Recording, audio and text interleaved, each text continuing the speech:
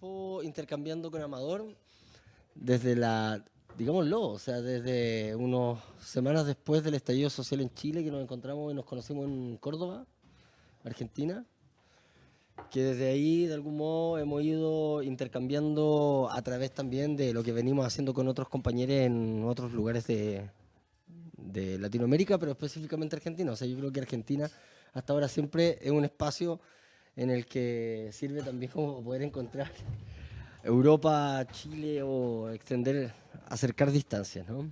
Los compañeros de Argentina hasta ahora con sus proyectos, con la imaginación con la que se han también planteado el trabajo en grupo, han sido siempre una inspiración bien importante para lo que nosotros hemos venido haciendo. Desde aquella primera entrevista también que le pudimos hacer a Diego Stulbark hace ya algunos años, eh, a propósito de la historia del colectivo Situaciones y cómo abordaron, crearon y trabajaron, elaboraron ese 2001 argentino que también remeció la imaginación política del mundo entero como uno de las grandes y primeras revueltas contra el neoliberalismo tal cual como lo vamos conociendo hoy en día. Entonces, bueno, darle las gracias a todos por venir, darle las gracias a todos por hacer más fuerte este vínculo que hemos logrado con Amador, con otros compañeros en otras partes del mundo. Dar las gracias también a Teo, que está acá, ¿sí? A los compañeros de la Cantín Siria, de Francia, con quienes también los últimos 2 días hemos estado en un encuentro bien bonito, con compañeros de otras organizaciones que estuvieron bien implicadas durante la revuelta, tratando de generar un nuevo proyecto que lo vamos a ir informando de a poquito, en que también esperamos que puedan participar, una red internacional de apoyo mutuo, de acompañamiento. Entonces, bueno, dar las gracias a todos. En segundo lugar, presentar el espacio. Bienvenido, este es Urracas de Maús, un espacio de los traperos de Maús, como ustedes pueden ver en los muros, ¿sí? Tiene una memoria impura, que es lo que más nos interesa a nosotros, ¿no? Un poco de la teología de la liberación, ¿cierto? Un poco de las distintas izquierdas latinoamericanas, un poco de todas aquellas que han persistido en este espacio ya más de 40 años, ¿no? Estamos ubicados en un sector importante para la memoria también organizativa, poblacional. O sea, tenemos acá dos poblaciones insignes, ¿cierto? La expoblación Che Guevara, actualmente se llama población Santa Anita, y a este lado, ¿cierto? La población Simón Bolívar, o la población Bolívar, ¿no? ¿Cómo es el nombre de la población? Simón Bolívar, ¿cierto? Entonces, es un territorio que para nosotros igual tiene una carga importante que siempre nos ha llamado a la responsabilidad de ocuparla, ¿no? Y tratar de salir un poco de la circulación en la que se acumulan fuerzas. No sé si todos más o menos se han dado cuenta, ¿no? Pero cuando vienen personas que por lo menos en la universidad han trabajado o tienen una recepción en la universidad, es difícil sacarlas del circuito Macul con Grecia Ñuñoa, digo, ¿no? Entonces, para nosotros es súper importante este espacio, fortalecerlo, para que esos circuitos a otros lugares se sigan multiplicando y así también cuenten con sus espacios en sus respectivos territorios. ¿Bien? Cuando necesiten apoyo para poder sacar de la circulación más monótona de la universidad tal cual como la conocemos, a quienes ustedes consideren, cuenten con nosotros para poder hacerlo. Es parte importante de nuestra tarea como colectivo históricamente, ¿sí? Como tratar de zafar esa acumulación de saberes que sabemos que también está ligado a una clase y a una distribución social y cultural muy específica. Así que bueno, toda esa vuelta para dar las gracias, decirles que por favor sigan colaborando con Espacio Tierra. Espacio Tierra inaugura sus primeros talleres durante enero, marzo y abril. Ya están en la red, los pueden seguir a través de Instagram, se pueden inscribir también en los formularios. Son 5 talleres que van a estar activos. Algunos van a empezar en enero, otros en marzo, ¿bien? Pero por favor sigan apoyándonos. Y así también, por favor, lo que ustedes consideran que sea preciso apoyar en la misma dinámica, fortalecer procesos de producción de saberes, cuenten con nosotros, nos pueden escribir, está el correo electrónico, está el Instagram. Y acá en Espacio Tierra nosotros vamos a tener a disponibilidad y tenemos a disponibilidad ya medios para poder trabajar en sus respectivos proyectos. Tenemos cámaras, tenemos micrófonos, tenemos conocimientos técnicos también y pronto vamos a tener espacios habilitados para que ustedes puedan ocuparlo, ya sea para grabar podcasts, videos. Ojalá el objetivo es poder fortalecer un canal de comunicación durante este año que pueda alimentar también las reflexiones que ustedes van teniendo en sus respectivas prácticas, ¿sí? Em, entonces, bueno, eso es la presentación más o menos del espacio, ¿sí? Y ahora, no sé, Hugo, ¿tú quisieras compartir alguna cosa con respecto al espacio? Eh, no, bueno, muy breve. Le aprovecho también de dar las gracias a todos y todas y a Amador también, que está con nosotros. Y solamente como reafirmar lo que decía Pato, que la intención del proyecto del Espacio Tierra es poner a disposición de los grupos infraestructura que pueda potenciar las prácticas que ya hacen y que pueda también potenciar o posibilitar nuevas prácticas en el encuentro. Aquí ya ha pasado con gente que ha venido al Espacio Tierra que se han encontrado y han podido producir nuevos proyectos de documental, por ejemplo, o de que beneficia a las escuelas que están funcionando ya, de compartir saberes que se vienen, y un poco esa, que se vienen formando hace años, y un poco esa es la idea de este espacio, propiciar ese intercambio de saberes en la convicción de que en esos encuentros se pueden producir cosas nuevas e interesantes y que haga crecer y proliferar las prácticas de cada uno de los grupos. Sí, eso más bien como reafirmar la intención general del espacio, que está abierto y que ojalá podamos seguir en contacto por las distintas vías. Y prontamente viene página web también También, también, con un también. medio. Así que se viene. Bueno, y ahora pasar a la conversación, señalar, esto no es una charla, ¿sí? No teníamos en ningún momento la intención de hacer una cátedra, sino lo que queremos es propiciar una conversación. Nosotros estuvimos con Amador intercambiando durante los últimos meses ya algunas cosas, como con respecto al contexto que se está viviendo en Chile, con respecto a cómo lo veníamos pasando nosotros como colectivo, cómo venía también, cuál es la trayectoria que ha venido desarrollando Espacio Tierra, las dificultades que hemos tenido, los desafíos, las paradojas, las encrucijadas en las que hemos tenido las encrucijadas que hemos tenido que atravesar en un clima donde cierta afectividad insurreccional del 18 de octubre se ha visto más o menos mermada, cansada, agotada. Yo sé que muchas y muchos, hasta cierto punto, tenemos muchas compañeras que han estado también bien agotados, tenemos compañeros que han muerto, ¿sí?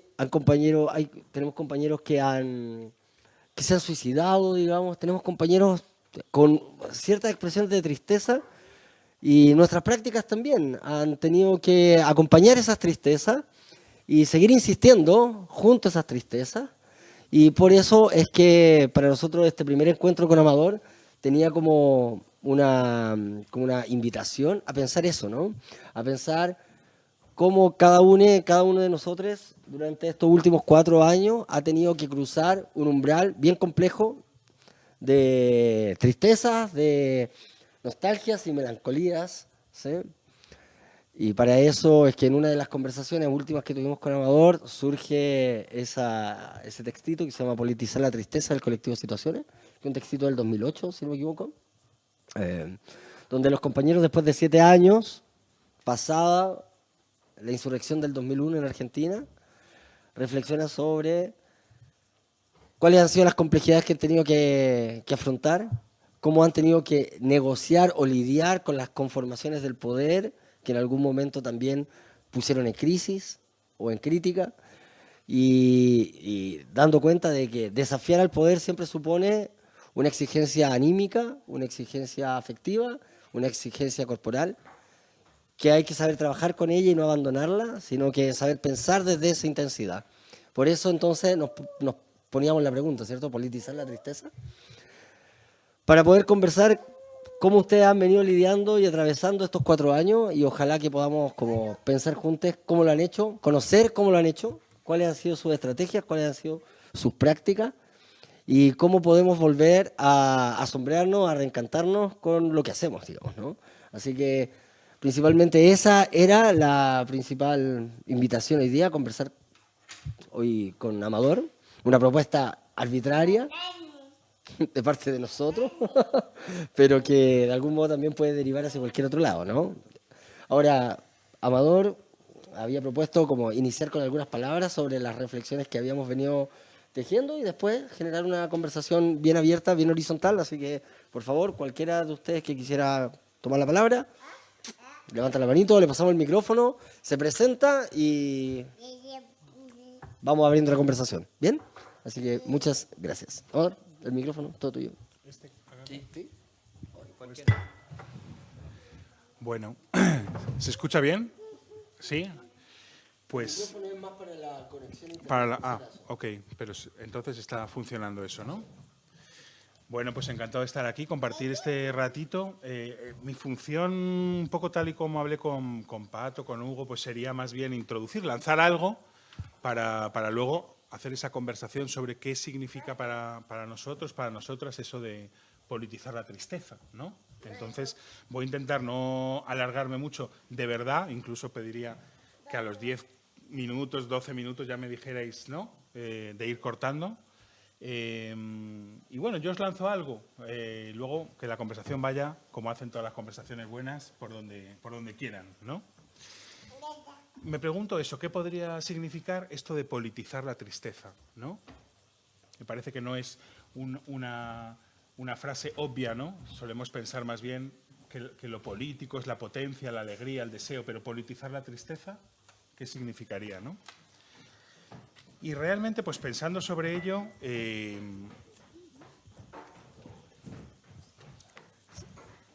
quería agarrar una imagen que apareció ayer en una conversación nocturna, digamos, ¿no? Y porque me pareció muy sugerente y que quizás nos pueda dar algo que pensar, y es una imagen, digamos, una imagen chilena, ¿no? Se habló sobre esta intervención que hizo un grupo artístico, político, misterioso, no sé, nadie conocía muy bien, de instalar esta serpiente, la serpiente Uroboro, ¿no? en el pedestal de la Plaza Dignidad, ¿no? La serpiente Uroboro, la serpiente que se devora a sí mismo, que se devora a sí misma, que vive a través de esa devoración de sí misma, ¿no? Y se puso de alguna manera como una imagen del vuelco que han dado las cosas en Chile, ¿no? Un primer rechazo de la Constitución de Pinochet, del mundo que deja Pinochet, y que de alguna manera vuelve en un vuelco bastante increíble al punto de partida, ¿no? Entonces, bueno, me pareció una intervención muy interesante, la verdad, la de esta gente misteriosa, instalar ahí ese monumento. Y qué nos puede decir esa imagen, ¿no? Porque me parece que de lo que está hablando esa imagen es de lo que podríamos llamar la fuerza de la repetición. La fuerza de la repetición. Entonces, pensar si politizar la tristeza podría tener que ver con mirar esa imagen, a ver qué nos dice. ¿Qué nos dice la imagen de la repetición? Que es una imagen que yo creo que los revolucionarios, los rebeldes, como queramos llamarles, pues no es grata, ¿no? Me parece que desde el pensamiento rebelde o revolucionario se quiere más bien pensar lo que cambia, las metamorfosis, las alternativas, lo que se mueve, lo que está, ¿no? La potencia, lo que puede ser otra cosa, pero no la repetición. Pero ¿y si hay algo que pensar también en la repetición? ¿Y si hay algo que en el pensamiento demasiado escorado a pensar la potencia, no vemos en la repetición? Y de repente la serpiente vuelve a enroscarse sobre sí misma, ¿no?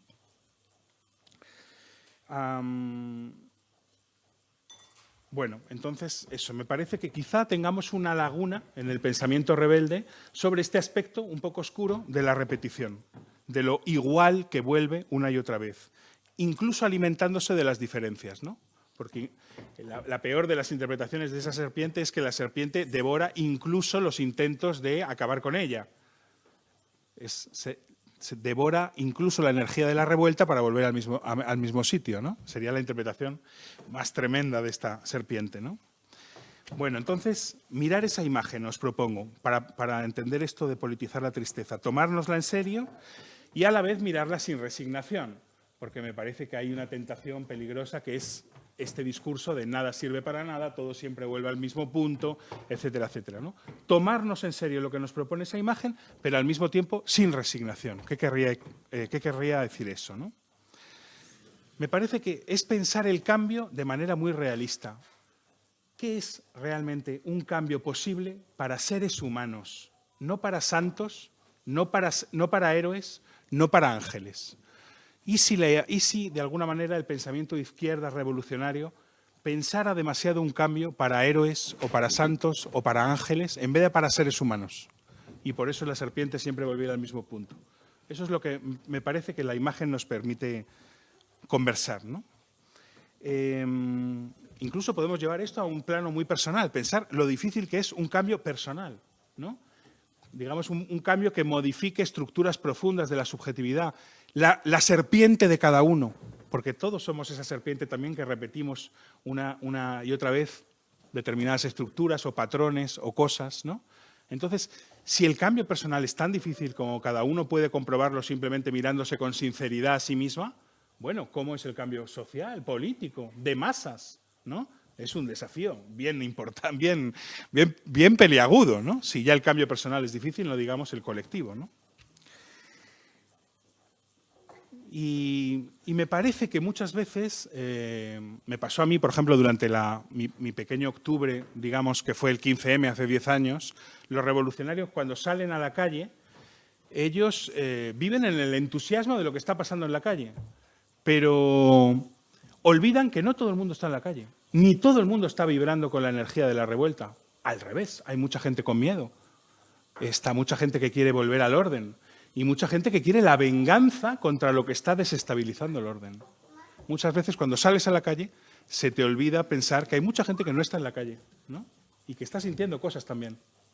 Entonces, pensar eso que no está en la calle contigo, cuando estás en la calle, me parece importante.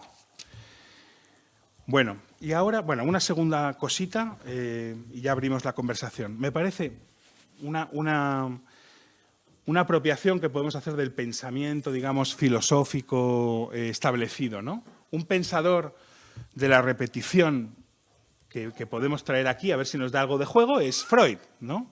El que descubrió el inconsciente, el método psicoanalítico, digamos, Freud piensa sobre todo en la repetición, la tendencia de los seres humanos a la repetición. Y tiene un texto al final de su vida que se llama Análisis terminable e interminable, donde con un pesimismo muy fuerte, él dice, constato al final de mi vida que los pacientes no quieren curarse. No quieren curarse.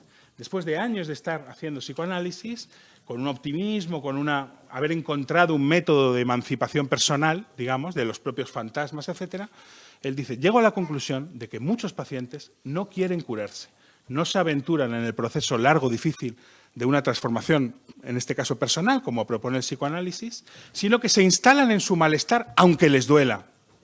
Se instalan en su malestar aunque les duela. Prefieren estar ahí que abrirse a el camino por inventar de un cambio, ¿no? Y él analiza 3 factores, que por supuesto los está analizando para casos personales, pero podríamos ver si nos dan juego para lo político, para lo colectivo, para los fenómenos históricos, ¿no? Él dice que un factor que hace más difícil el cambio son las resistencias que oponen las mismas protecciones que hemos ido inventando a lo largo de la vida, ¿no? Una cierta rigidización del cuerpo, una pérdida de plasticidad de lo que nos hace susceptibles del cambio, ¿no? Él dice, eso impide, digamos, a mucha gente entrar en un cambio de vida, en un cambio de forma de vida, ¿no? La persistencia de esas protecciones. En segundo lugar, él dice, otro factor que puede hacer más difícil el cambio, dice, es la presencia de la pulsión de muerte, ¿no? Esta pulsión que él detecta en el ser humano, también una constatación muy pesimista, y que dice que a veces se expresa como un narcisismo de defensa, es decir, un apuntalamiento de la propia identidad contra el otro, ¿no? El otro es el culpable de lo que me pasa.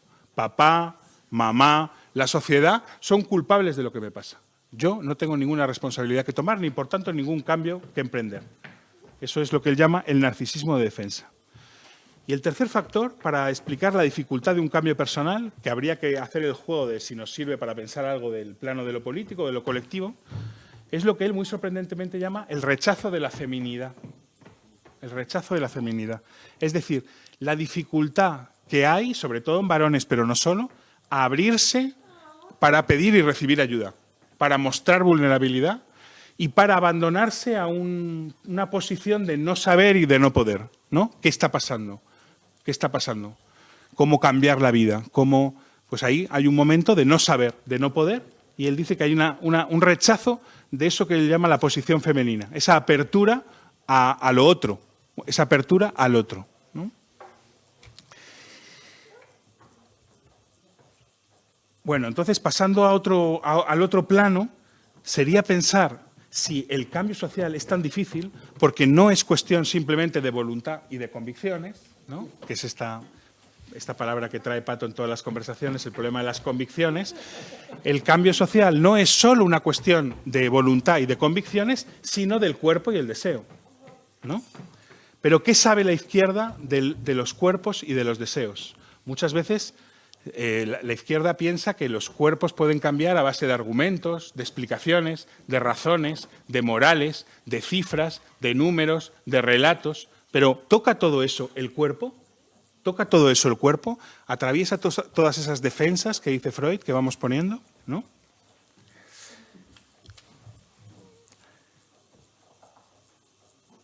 Entonces pensar eso, si la dificultad del cambio no tiene que ver con que es una cuestión de cuerpo y de deseo, no tanto de lo que pensemos, de las opiniones que tengamos, de lo que creamos del capitalismo, sino la posibilidad de físicamente salir de las dependencias en las que estamos con respecto a determinado régimen como es el capitalista, ¿no? Es una cuestión de cuerpo. ¿Cómo hablar a los cuerpos? ¿Qué entendemos que es un cuerpo? ¿Cómo se abren y cambian los cuerpos, ¿no? Y pensar también que la derechización, que la podemos ver en Chile, como también está muy fuerte en España, igual no es solo también una cuestión de convicciones, de mensajes, de fake news, sino que tiene que ver con cierto estado de los cuerpos, cierta crispación de los cuerpos, cierta negativa de los cuerpos a cambiar, ciertas ganas de encontrar chivos expiatorios que explicarían culpables de lo que me pasa. Y que una vez eliminados podrían devolverme un bienestar, ¿no? En lugar de un cambio, encontrar un culpable, ¿no? Y bueno, ya por último acabo con el único punto optimista que tiene Freud en toda esta descripción un tanto pesimista, pero me parece que muchas veces los autores pesimistas son estupendos para pensar porque son muy sugerentes, nos provocan, ¿no? Nos enseñan el lado oscuro de las cosas, que no todo es tan fácil, que igual, no sé, hay más que pensar, ¿no? Entonces, a mí particularmente me encantan los pesimistas, ¿no? Bueno, el único punto optimista que tiene Freud en ese texto es que él dice que solo Eros, solo el amor, puede, digamos, contener a esta pulsión de muerte. No los argumentos, no las explicaciones, no la razón. La razón está totalmente sometida. La razón no cambia nada, no cambia a nadie. La crítica tampoco. Criticar las cosas no cambia nada, ¿no? De hecho, es una manera a veces de no cambiar, no entrar en un proceso de cambio, criticar, ¿no? Y él dice solo el amor, solo Eros. Habría que entender qué es eso de Eros, ¿no? Porque no se refiere ni al amor de pareja ni a la sexualidad. Pero hay un amor como expandido, un amor expandido, que está en lo social, que puede ser lo que abra los cuerpos al cambio. Lo que hable con los cuerpos crispados, con los cuerpos en trance de derechización, ¿no?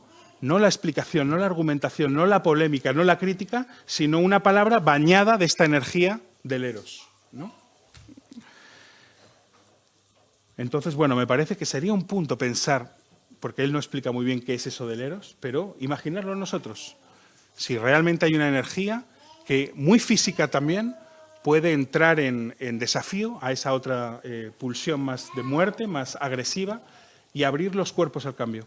Y que no pasa por una buena argumentación de las cosas, no pasa por explicar que el capitalismo es muy malo, sino por otro lado, por otro ritmo, por otro tono de las cosas, ¿no? Entonces, ¿qué sería eso del Eros? Que puede contener a la pulsión de muerte, ¿no? Bueno, en fin, no sé si esto os parece muy marciano, pero es lo que se me ha ocurrido que podría traeros a partir de la imagen esta de lo que se enrosca, ¿no? De lo que vuelve una y otra vez a lo mismo.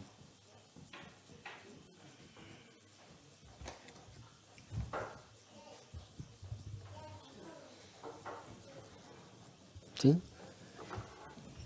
Felipe, ¿podría acercar ese micrófono? Sí, acá. José.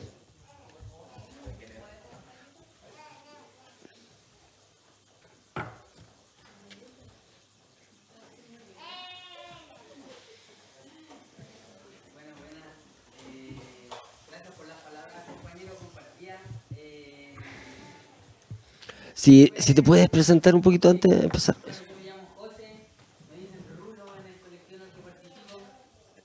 Hay que encenderlo.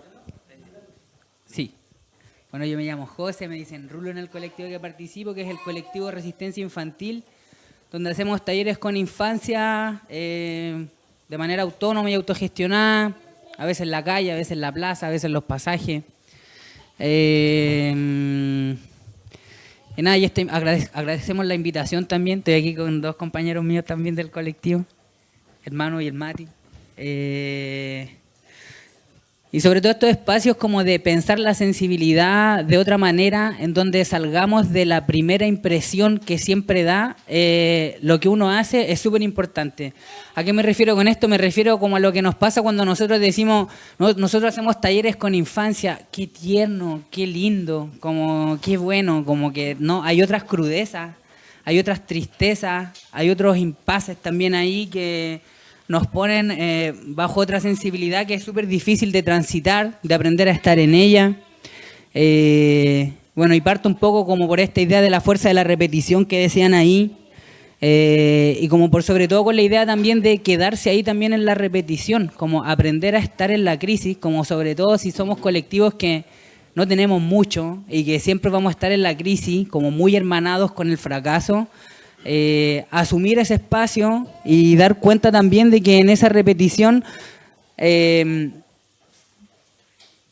no siempre va a tratar de volver a lo mismo. Cuando nosotros hablamos de repetición no necesariamente tiene que uno decir como que puta, estamos aquí de nuevo, pero estamos aquí de nuevo de manera distinta.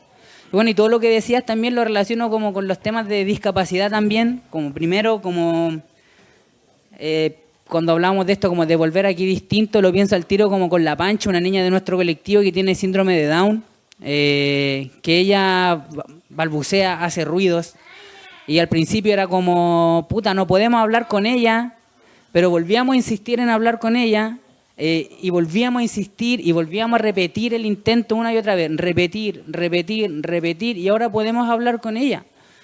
Claramente yo no hablo ruidos, ella sí habla ruidos, o sea, yo hablo ruidos como palabras, ella habla ruidos nomás.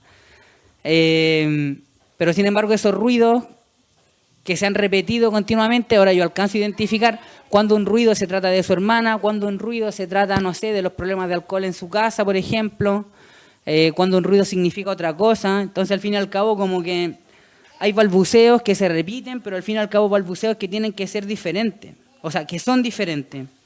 Entonces ahí la pregunta también que a mí me entra, o como la pregunta por el seguir intentándolo, ¿no? ¿Cómo nosotros vamos haciéndonos de un lugar para que lo que vuelve a repetirse sea acogido de otra manera? Como que lo que vuelve a repetirse va a volver a pasar, pero ¿cómo nosotros vamos a maquinear otro espacio, otro lugar que va a permitir acoger eso? Y ahí entra la problemática también de esto de politizar la tristeza. Como cómo cuesta, por ejemplo, en un colectivo hablar y decirnos como hermano, hoy día estoy para la cagada, weón, no quiero saber nada ni de ti ni de ningún pendejo hoy día, weón. Como que hasta aquí nomás llegué hoy día, no puedo más.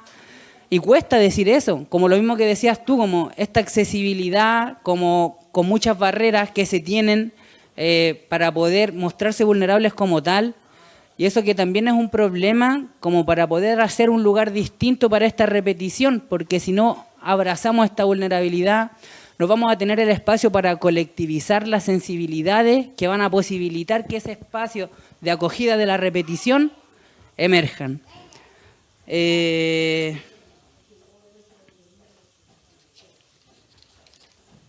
También pensaba en lo importante de lo que significa como salirnos de estos discursos biomédicos también, cómo lo biomédico se mezcla también en nuestras perspectivas revolucionarias cuando nosotros, por ejemplo, pensamos como, no sé, como que quizás la gente no quiere curarse, o como somos los hueones que están en colectivos como adictos al sufrimiento, como adictos a estar en el impasse, como adictos a chocar con una muralla.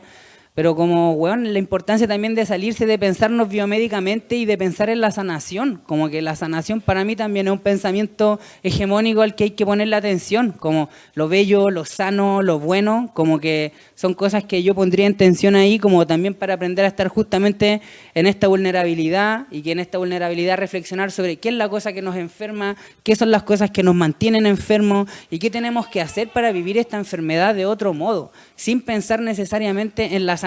O sea, La sanación puede ser un punto de referencia súper importante que no hay que perder de vista. Pero por sobre todo hay que aprender a estar enfermos, como lo mismo que hablabas al final, como este saber del cuerpo.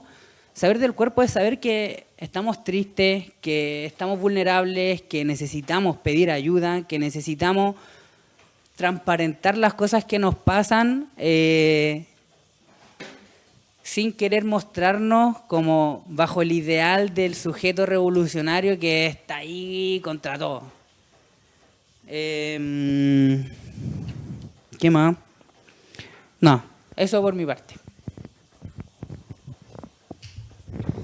Gracias, José. Sí. Compañero, porfa. Sí, yo soy Matías, también participo en el colectivo Resistencia Infantil y en Aurora Negra, Espacio Educativo Ácrata. En ambos colectivos, como mencionaba José, como que el tema de trabajar con infancia, sobre todo abrirse a otra forma de funcionamiento de una organización. Porque quizás muchas organizaciones que uno trabaja con cierto tipo de personas, con cierto rango económico, como que tienen una fijación con cierto modo de organizarse que muchas veces termina rompiendo como las singularidades que están habitando esos espacios. ¿A qué me refiero? Como organizaciones que tienen como objetivos demasiado fijos, con metodologías que están al parecer demasiado claras, y que quienes no se ajustan al ritmo de seguir eso, se terminan yendo, se terminan muriendo, terminan desapareciendo de ese lugar, porque ese lugar no va acogiendo quizás lo que les va pasando a esas personas. Y son como personas que quizás no están destinadas a organizarse, pareciera de ese modo. Pero cuando uno se organiza, en nuestro caso quizás con infancia, muchas veces uno va a llevar un taller, pero las niñas a veces no están ni ahí con el taller, pues.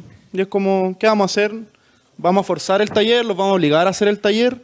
No, pues como que habilitamos otra cosa. Y ahí aparece la inventiva, la artesanía de la presencia. Esto de politizar la tristeza me parece muy interesante porque es de hecho muchas veces para mí es la tristeza donde he podido reflexionar con las niñas sobre sus situaciones y las mías, pues. Como que siento que desde la tristeza se amplía todas las distintas cosas que atraviesan estos cuerpos que viven con alta intensidad en las poblaciones. Porque claro, muchas veces están con mucha energía, no se cansan, no duermen, están de ahí para allá jugando todo el rato, siempre inventando otra cosa, pero llegan momentos de bajón, po.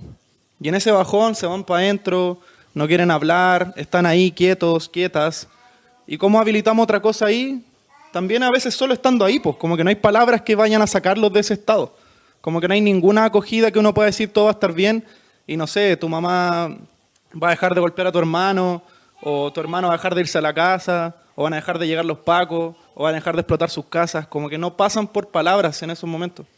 Pero de una u otra manera al estar ahí como que se habilita otra conversación, pues, que es sobre estas situaciones que les van ocurriendo y cómo desde ese ocurrir también como que nos vamos sosteniendo. Porque al final ya no soy una persona que solo va a jugar, sino que también soy una persona que va a escuchar, soy una persona que va a estar ahí a contener, y yo creo que eso quizás tiene relación con ese eros, que quizás no va no viene del amor ni lo sexual, sino que tiene que ver quizás con una forma de cuidado que se va ampliando al estar ahí. Yo creo que por sobre todo tenemos que cambiar esta perspectiva para politizar la tristeza, a entender cómo los ritmos de las personas que habilitan las organizaciones, que no son cuerpos vacíos, pues, que no es como un casco de algo que está completo y que estos cuerpos vienen a llenar, sino que los cuerpos que están ahí son los que van transitando y haciendo esa organización. Pues entonces, si dejamos sus singularidades de lado, si dejamos sus tristezas de lado, como que también nos lleva a esto, como a esta pérdida del proyecto, como a esta pérdida de quizás estos grandes héroes que no somos, pero sin duda sí somos singulares y sin duda sí podemos acompañarnos. Eso. Gracias, Mati. Si alguien más quisiera compartir alguna primera reflexión, igual podemos, no sé, Amador, si te gustaría. ¿Todavía? ¿No?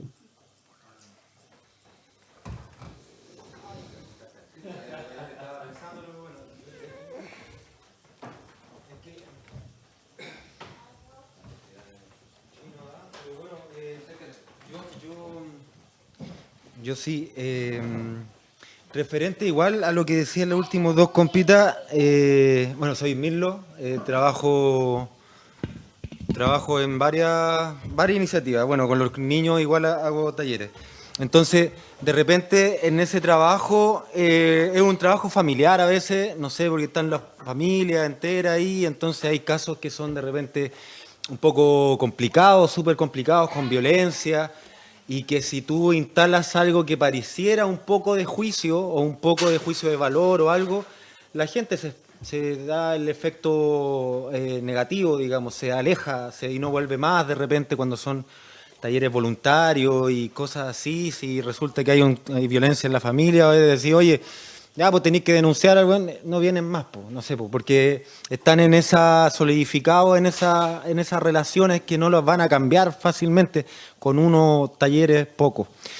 Entonces, yo por eso igual por eso es ahí donde entra la tristeza y cuál es el punto de la tristeza en todo esto, porque vamos a encontrarnos con personas deshechas nosotros mismos, quebrados y cosas así, que este sistema lo que no produce lo deja de lado más o menos, entonces esas cosas van quedando como decantan en nosotros y lo vamos llevando de repente como una mochila pesada y nadie nos...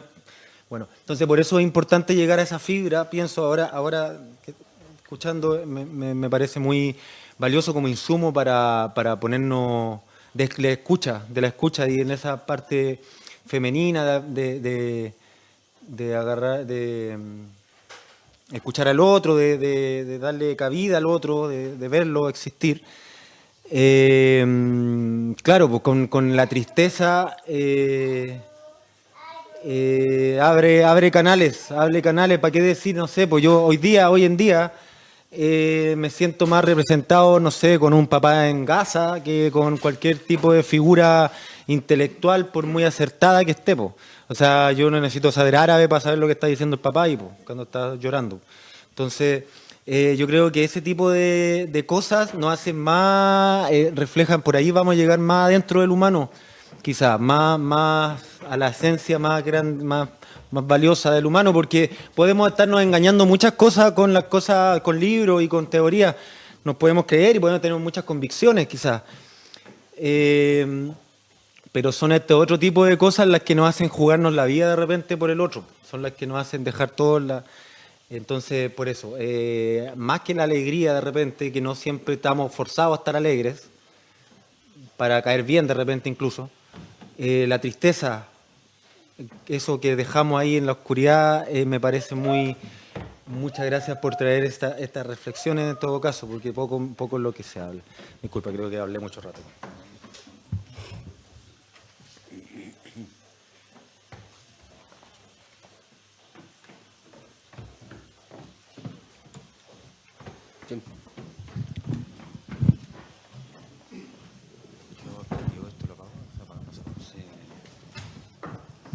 Hola, soy de la Asamblea Lobesa, que trabaja acá en el sector cercano a este recinto, la Plaza Lobesa. Hacemos básicamente trabajo de talleres, trabajo político también en función de participar en actividades que tienen que ver con efemérides icónicas dentro del país. Encuentros de educación popular hemos hecho, teatro, etc. ¿no? Pensaba un poco en lo que decía Amador respecto del Eros y me vino a la memoria Humberto Maturana, biólogo fallecido ya, doctor en biología y filósofo, y habla precisamente, decía que, él dice, por la palabra está presente todavía, ¿no? Que el ser humano fundamentalmente actúa por la emocionalidad. La emoción es la que gobierna los actos del ser humano y después se respaldan con la racionalidad. Y él dice inclusive que las revoluciones están motivadas por la emocionalidad, no necesariamente por la razón. Y que la única acción humana que va a generar cambios es el amor. Pero no habla del amor carnal, ni filial, ni fraterno, sino que habla del amor en el sentido de reconocerse en el otro como seres válidos. Reconocer al otro y uno también se reconoce en el otro como seres válidos, por tanto legitimados, ¿no?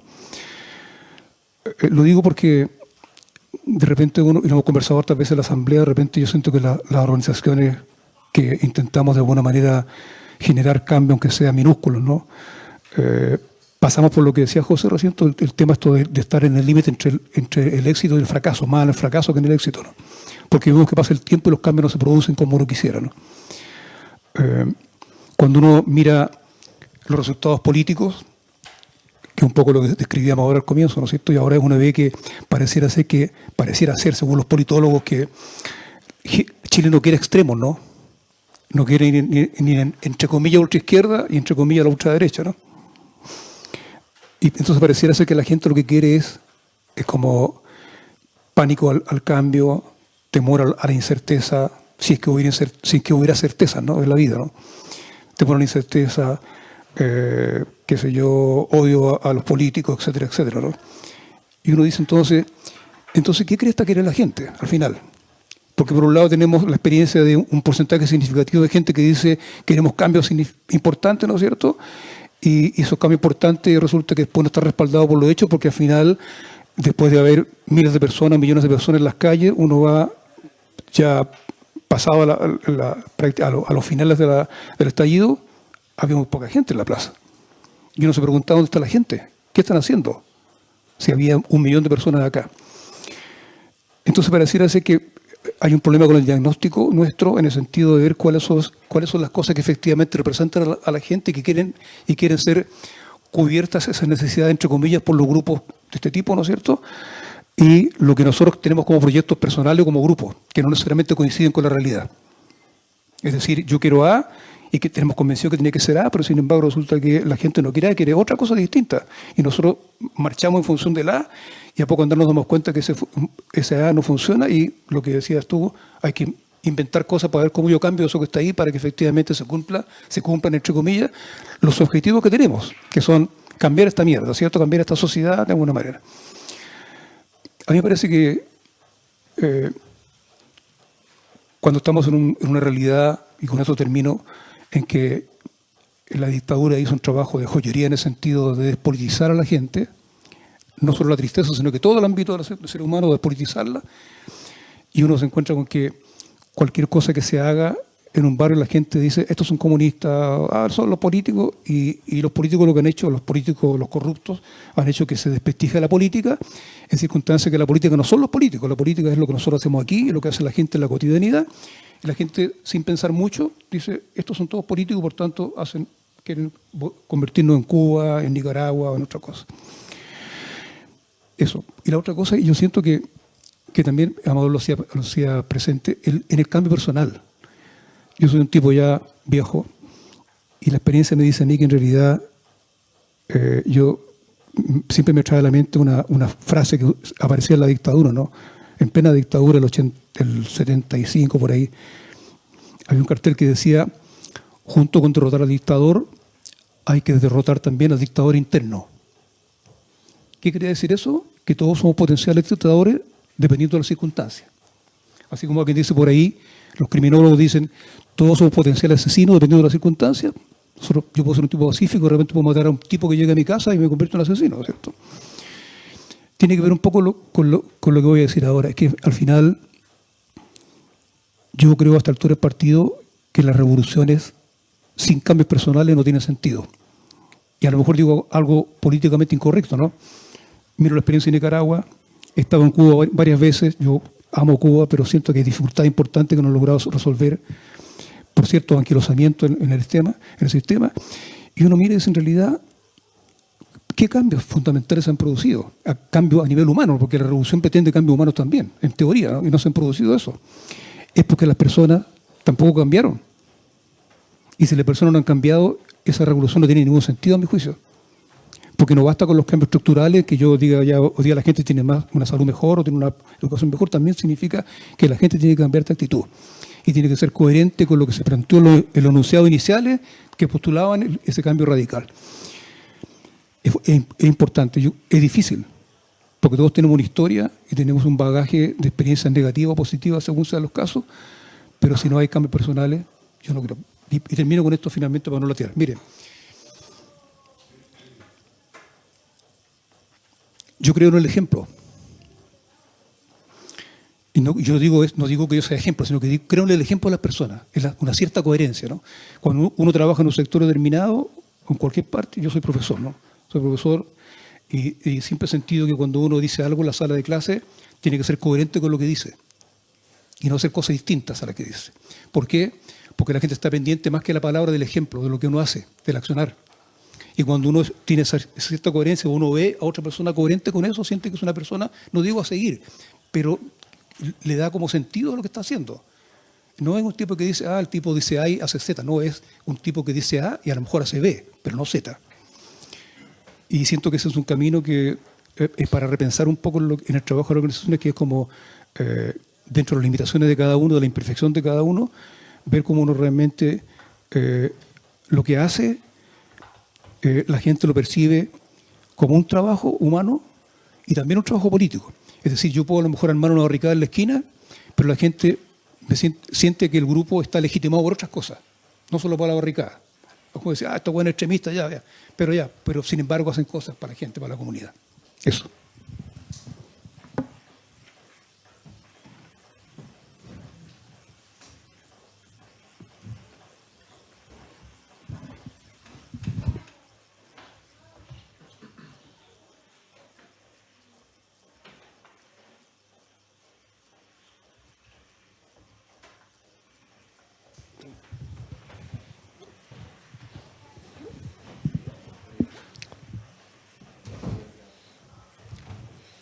Bueno, dar las gracias también a 3 invitados directamente, así como a conversar y tomaron la palabra como de manera súper autónoma, así que muchas gracias. Y creo que eso es súper importante igual, ¿no? Sentirse implicados en el tema, entonces para nosotros es súper importante eso. Creo que ahí es donde un poco estaba pensando por dónde va la conversación, ¿no? Que tiene que ver con que a veces, por ejemplo,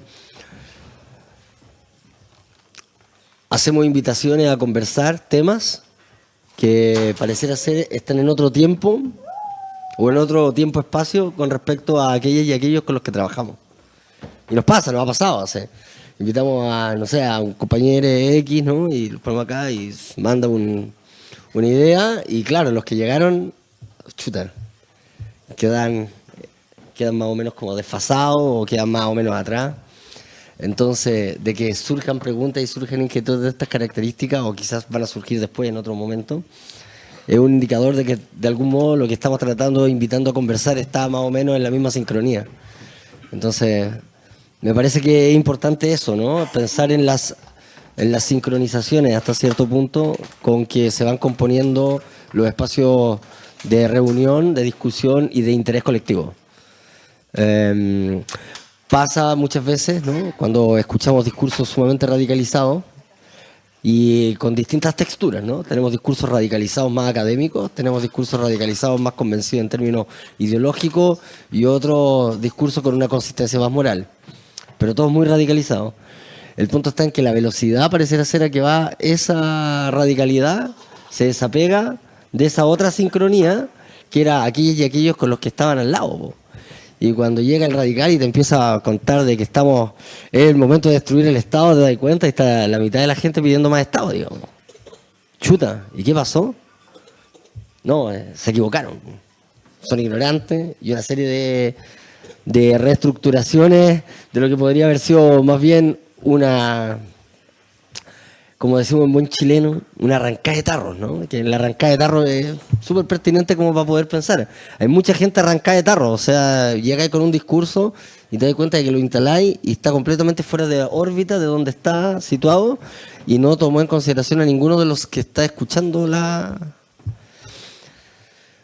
conversación. Y me parece súper pertinente como recogiendo un poco las 3 intervenciones, como el hecho de la importancia de que si vamos a poder plantear un problema, que sea un problema que surge y que se construye a partir de una escucha, que no necesariamente, y esto es una discusión que también teníamos ayer, que no salga por anticipación, sino que más bien surja a partir de la capacidad de escucha de aquello que está ocurriendo en torno a nosotros y que de algún modo le da la consistencia y validez a la pregunta o al problema que estamos tratando de plantear. Entonces eso me ha parecido como pertinente, sobre todo por esto que también lo dice Amador y que aparece en distintos momentos, porque ya llevamos 2 días conversando sobre un manifiesto muy interesante que tienen los compañeros de la Cantín Siria sobre la red internacionalista, donde habían otras compañeras más invitados, ¿no? En una discusión. Y claro, y hay un momento de la discusión donde aparece la palabra convicción y claro, ahí... Y claro, yo fui uno de los promotores de la discusión de tengo un problema con la convicción. Y de algún modo todos tenemos un problema cuando decimos convicción porque algo queremos decir con eso. Y cuando de algún modo, también lo pensaba ahora, ¿no? ¿Qué hace que todas y todos nosotros estemos aquí un día sábado con este calor, digamos, a las 4 de la tarde escuchando a Amador, digamos? Entonces, seguro podrían decir convicción. O sea, decían, no, tengo una serie de inclinaciones, inquietudes. No, leí un texto del Amador hace un tiempo atrás y me pareció interesante. Ya, entonces, como vamos a la pregunta, ¿qué es convicción? Digamos, ¿no? O sea, ¿es convicción o no es convicción el que estemos aquí? ¿Qué podría llegar a ser? Porque si vamos a también un buen momento como para poder pensar las palabras que ocupamos para llamarlas, para decir las cosas. Digamos. Entonces, yo creo que a mí me llama mucho la atención el hecho del trabajo que hemos venido como realizando a partir de las conversaciones con Amador y también de lo que hemos venido aprendiendo de quienes acá invitamos directamente, o sea, de lo que ha hecho el CRI, lo que hace el Cabildo, del trabajo que hemos venido junto con la gente de la Asamblea Popular Lobesa, ahora también que hemos conocido a los compañeros de la Escuela Popular Comunitaria, ¿cierto? ¿Cierto? Pública, ¿cierto? Pública. Y ahí me puedo pasar un debate epistémico completo del colectivo, así, con ese error. Pero, no, pero bueno, es como eso, como ver que de algún modo estamos sincronizando algunos puntos y que es importante saber pensar, conocer y escuchar, porque un día sábado a las 4 de la tarde nos juntamos acá, todos quienes estamos acá, si es que no es convicción, o más bien, ¿cómo podríamos llamarle a eso? Personalmente, yo siento que hay una inquietud como por seguir insistiendo en algo que hemos venido construyendo de manera colaborativa hace un rato y no sé si estoy convencido de que esta sea la forma. Entonces yo no podría decirle a todo el resto hagan lo mismo. Entonces no me siento convencido de esto, pero sí me siento inclinado a seguir insistiendo con espacios de reunión donde podamos por lo menos salir un poco de la repetición permanente que era que siempre teníamos que ir a Macul con Grecia a escuchar a las personas que leíamos. Me parece interesante que vengamos a otro lugar.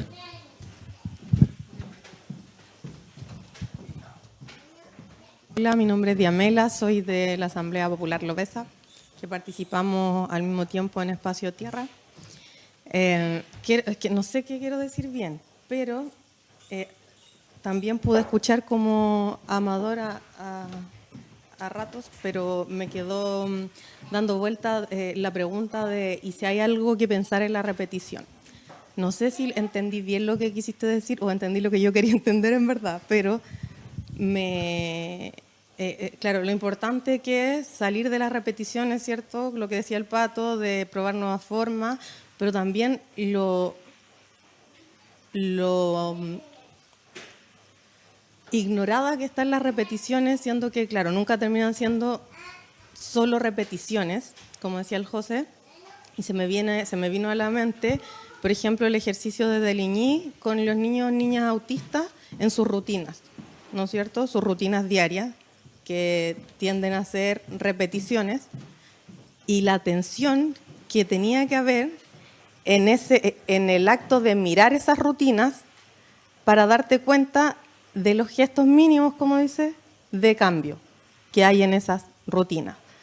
Entonces, no sé, siento que de repente, y es un poco, bueno, lo que han dicho varios, desde una posición de convencimiento o de, ¿qué palabra usaron mucho anoche?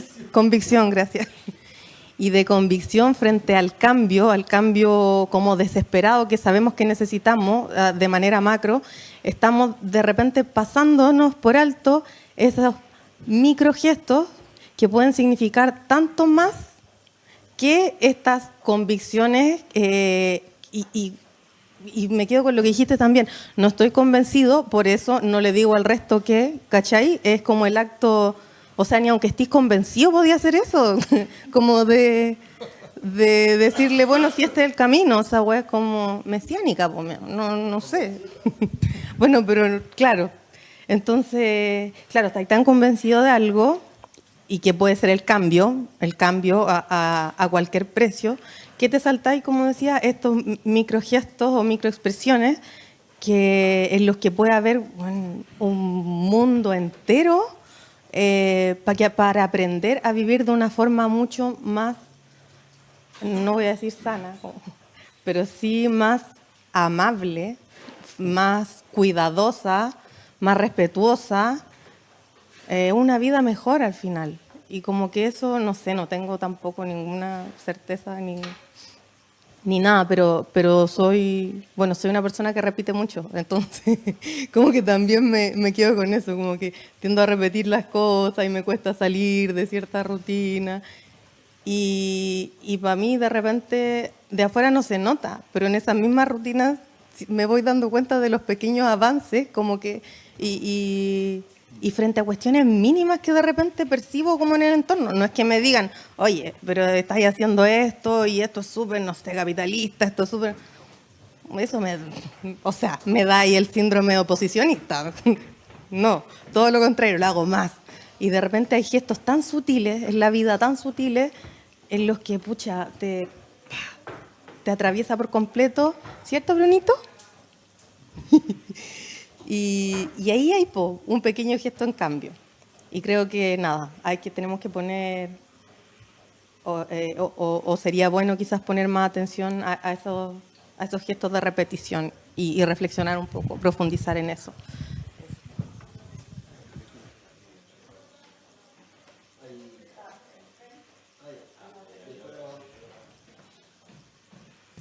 ¿Se escucha bien? Sí, me llamo Félix, soy de la Asamblea. Bueno, justo la meme volvió a tocar un tema que me había parecido interesante, José también lo tocó, pero que tiene que ver con el tema de la repetición. Yo al menos pienso que después de la revuelta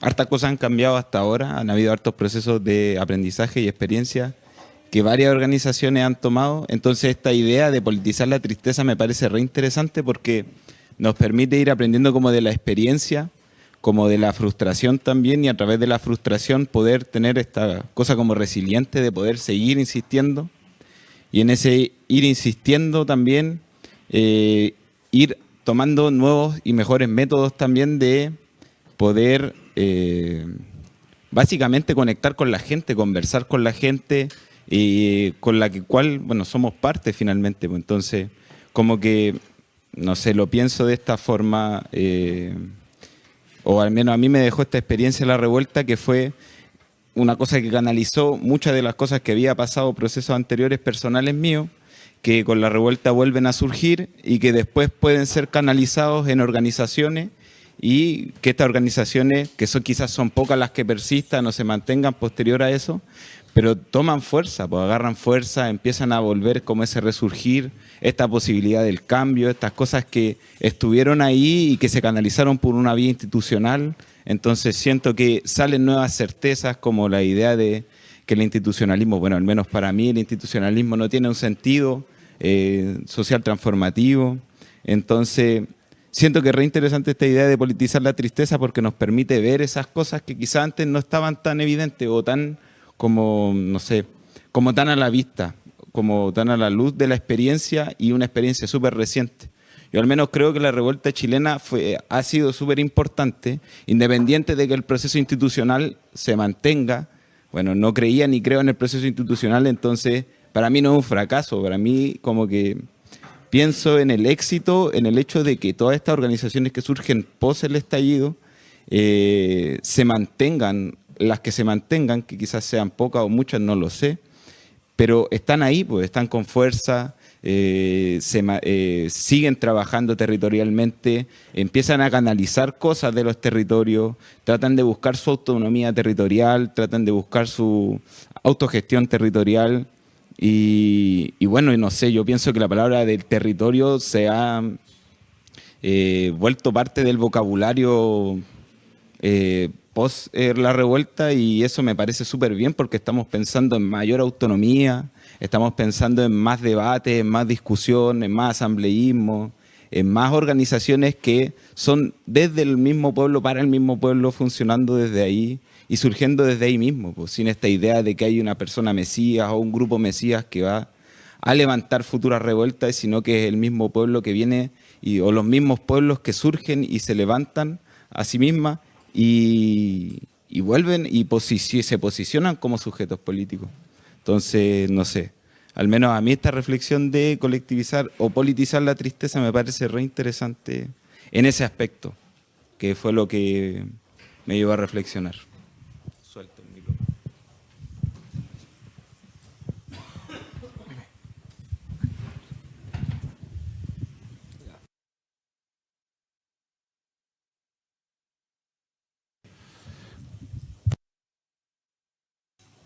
Yo he apuntado tres palabras que igual me parece que están circulando y que pueden como agarrarlas un poco y darles valor, ¿no? Igual puede servirnos para la conversación, que es esta palabra de la sutileza, digamos, ¿no? Si el momento no exige una mayor sutileza de la mirada para ver que en lo que vuelve hay algo que no vuelve igual o que está cambiando. Entonces mirar la serpiente esa, el monumento de la serpiente, ojo con creer que todo está volviendo igual, que se está enroscando igual. Igual hay algo que está cambiando en lo que está volviendo. Entonces me parece como agudizar la mirada o sutilizar la mirada precisamente para evitar la depresión de solamente ver lo mismo una y otra vez. Hay algo distinto en lo que vuelve, ¿no? Esa me parece un ejercicio importante, interesante. La segunda sería la palabra de frustración, porque yo creo que, digamos, cuando hablamos de tristeza, quiere decir impotencia. Un momento de tristeza es un momento de impotencia. Politizar la tristeza es, en lugar de decir, a ver si se me pasa, mirar desde la impotencia, porque también desde la impotencia se ven cosas. Y se arruinan ilusiones de potencia que habíamos tenido, ¿no? Entonces, si podemos hacer de la impotencia algo que no sea frustración, aprender a hacer con la impotencia, cuando no se puede, cuando el niño no quiere, no puede, nosotros mismos no podemos, aprender a saber hacer con eso, en lugar de frustrarnos, en lugar de empujar, en lugar de oponer la fuerza de voluntad, saber hacer con la impotencia, porque por ahí podemos llegar a una nueva potencia. Atravesándola, en lugar de negándola, podemos llegar a una potencia nueva, a ver algo distinto, a que se abra un nuevo posible, ¿no? No se trata de la tristeza, hay que politizarla, porque no, es que igual es el camino a una nueva potencia, pero que exige que se nos arruine los ideales previos de potencia, ¿no? Y rendirse para poder cambiar.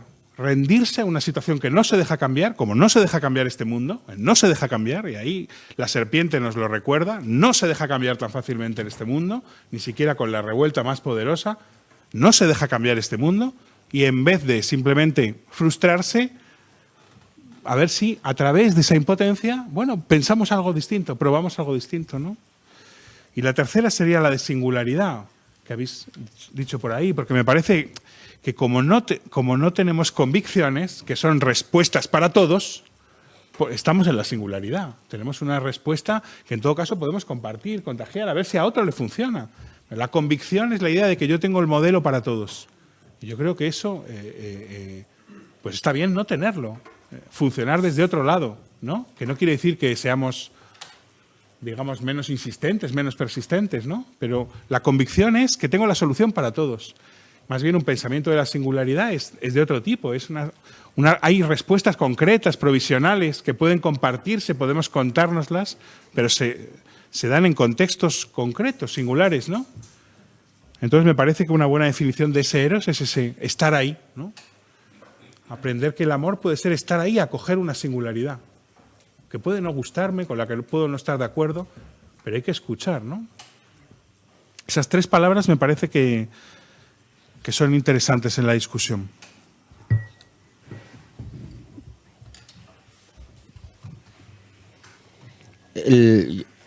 A propósito de esto quería como extender una pregunta también, porque en un momento de la primera palabra que tomaste, hablaste sobre ese momento de tristeza que también hubo en la experiencia de levantamiento en España del 15M, ¿no?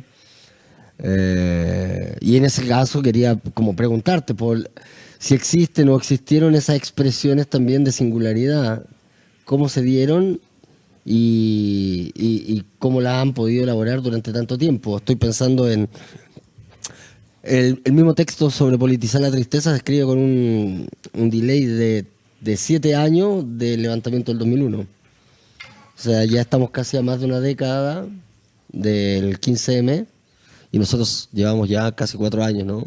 Uf. Porque pensar el tiempo en ese sentido también es difícil, ¿no? Entonces, ¿cómo han ido trabajando ese después? Teniendo en consideración esta perspectiva con respecto a la singularidad. ¿Qué singularidades has visto? Con respecto a qué situaciones ocurrieron después del levantamiento del 15M que dieron la impresión de que volvían a un mismo punto, pero que realmente abrieron otra posibilidad, ¿no? En la experiencia, por ejemplo, de los centros sociales, de los movimientos, de las organizaciones. ¿Qué singularidades pueden aún quedar en estado de latencia o en algún estado vital después de una década de una revuelta como fue el 15M? Claro, porque acá, por ejemplo, el Feli dice una cosa que a mí también, coincido completamente en eso. El territorio, digamos. Aparece la palabra territorio y aparece la palabra territorio en el intercambio cotidiano cuando uno empieza a plantear problemas políticos o prácticas organizativas. Aparece la palabra territorio y se instala. Ya hay una imaginación asociada a la palabra territorio. Incluso todavía no podemos definir qué es un territorio más que aquellas y aquellos que están haciendo prácticas en ciertos territorios. Y como que las prácticas están completamente embetunadas del territorio, ¿no? Y eso es bien interesante porque antes de la revuelta existía la palabra territorio, pero más enclaustrada en el discurso NGIsta o en ciertos discursos, no, de la intervención social más tradicional, ¿no? Pero ahora hay una suerte de concepto de territorio que siento que también estuvo ligada a lo que fue la zona de sacrificio, a la organización que existió entre zonas de sacrificio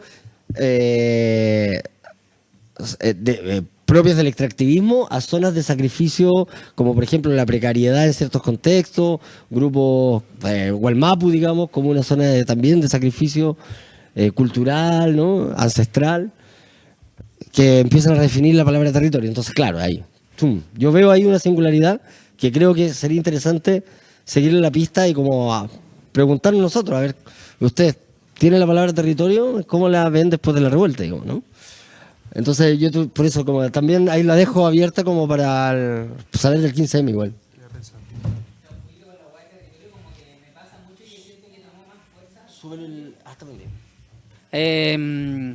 Como nada, por las organizaciones que se la vieron brígida, pues, weón. Como los que después del 18 de octubre siguieron intentando la weá y después una pandemia culiada, como que, weón, no podía estar más difícil la weá.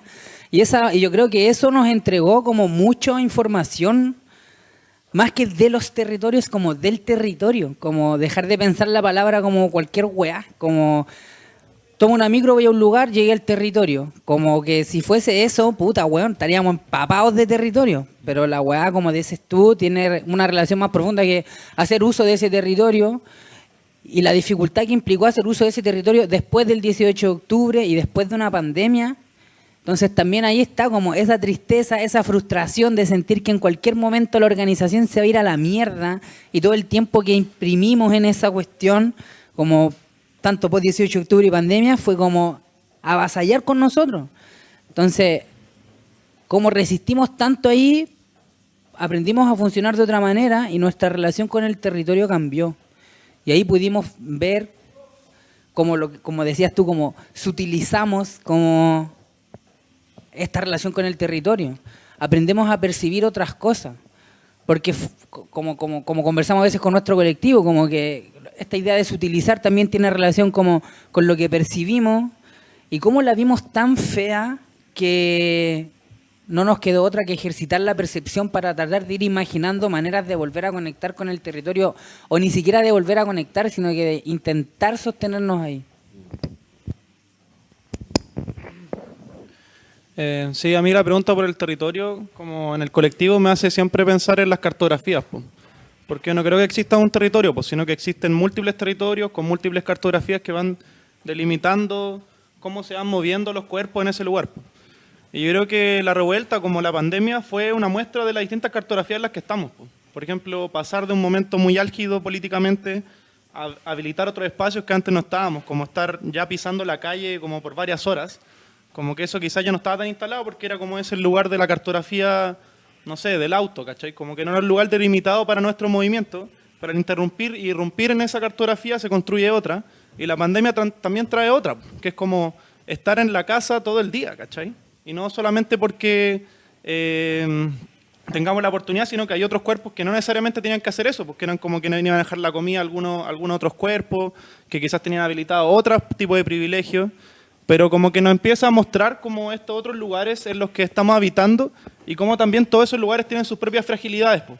Como que está la fragilidad del sistema, pero también está la fragilidad de la familia, de la casa, como las bombas de tiempo que se empezaron a activar en ese lugar, pues. O sea, las violencias de género, las violencias intrafamiliares que aumentaron en las épocas de pandemia, como que también van remitiendo a cómo esas pulsiones se van reflejando en otros territorios, pues. Entonces, yo quizás más que hablar de un territorio, como si todos conociéramos lo que es el territorio, creo que es importante hablar de una cartografía, pues, que es como que entendemos qué va ocurriendo. O sea, en la misma revuelta, como que habían grupos que se tomaban las calles, que saqueaban, pero mientras en otros lados habían vecinos que se organizaban para evitar que saquearan, como con esto que también trajan los juguetes perdidos, que es como ponerse la gorra, que es como esta gorra que igual definió en un momento que es como que cualquiera se la puede poner, como que cualquiera puede ser un Paco en cualquier momento y tratar de poner orden sobre lo que está pasando.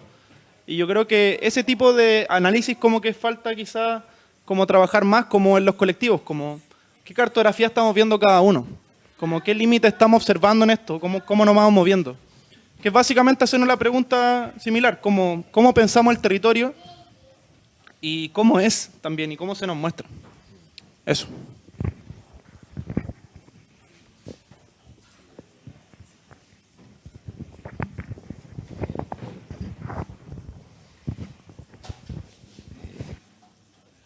Ya, yo al menos, bueno, se me vino a la cabeza el tema del territorio, lo tomé o lo dije en un sentido de pertenencia más emocional, como más afectivo, más que en un contexto como geográfico, como de límites territoriales o de fronteras territoriales entre distintos barrios o poblaciones. Y me pareció súper interesante lo que estaban diciendo porque yo pienso que el territorio, la concepción de poder decir pertenezco a un territorio determinado, significa que ese territorio me acoge como persona, entonces me permite desear cosas, pienso yo. Me permite desear posibles desarrollos del territorio, tanto políticos como económicos, si se quiere ver, sociales, solidarios, de todo tipo. Permite imaginar cómo colectivamente, cómo el territorio se puede desarrollar a partir de la gente que lo va componiendo.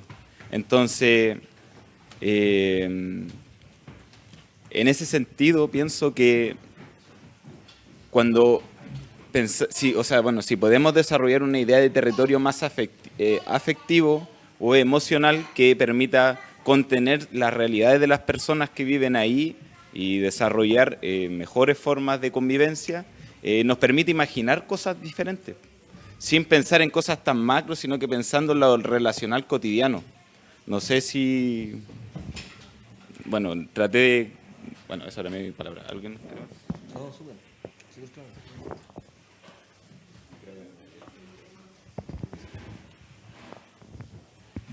Nosotros tenemos es del frente. Que quede por el lado de allá.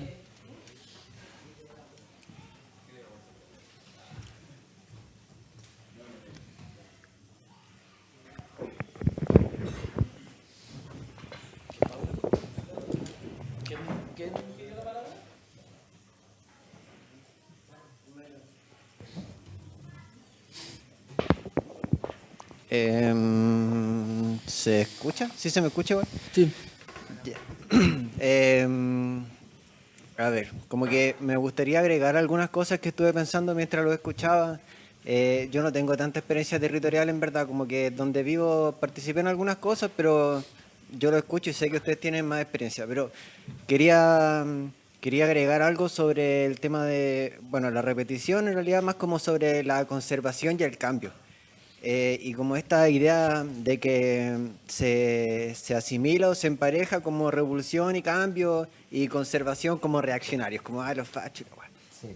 Y creo que quizás puede ser útil recordar de que en su momento la burguesía fue revolucionaria y Puede que hemos estado heredando esa concepción de la revolución como ese cambio drástico, la insurrección, punto, o la toma del poder, o bueno, la destrucción del Estado, no sé, como para que todos estén contentos.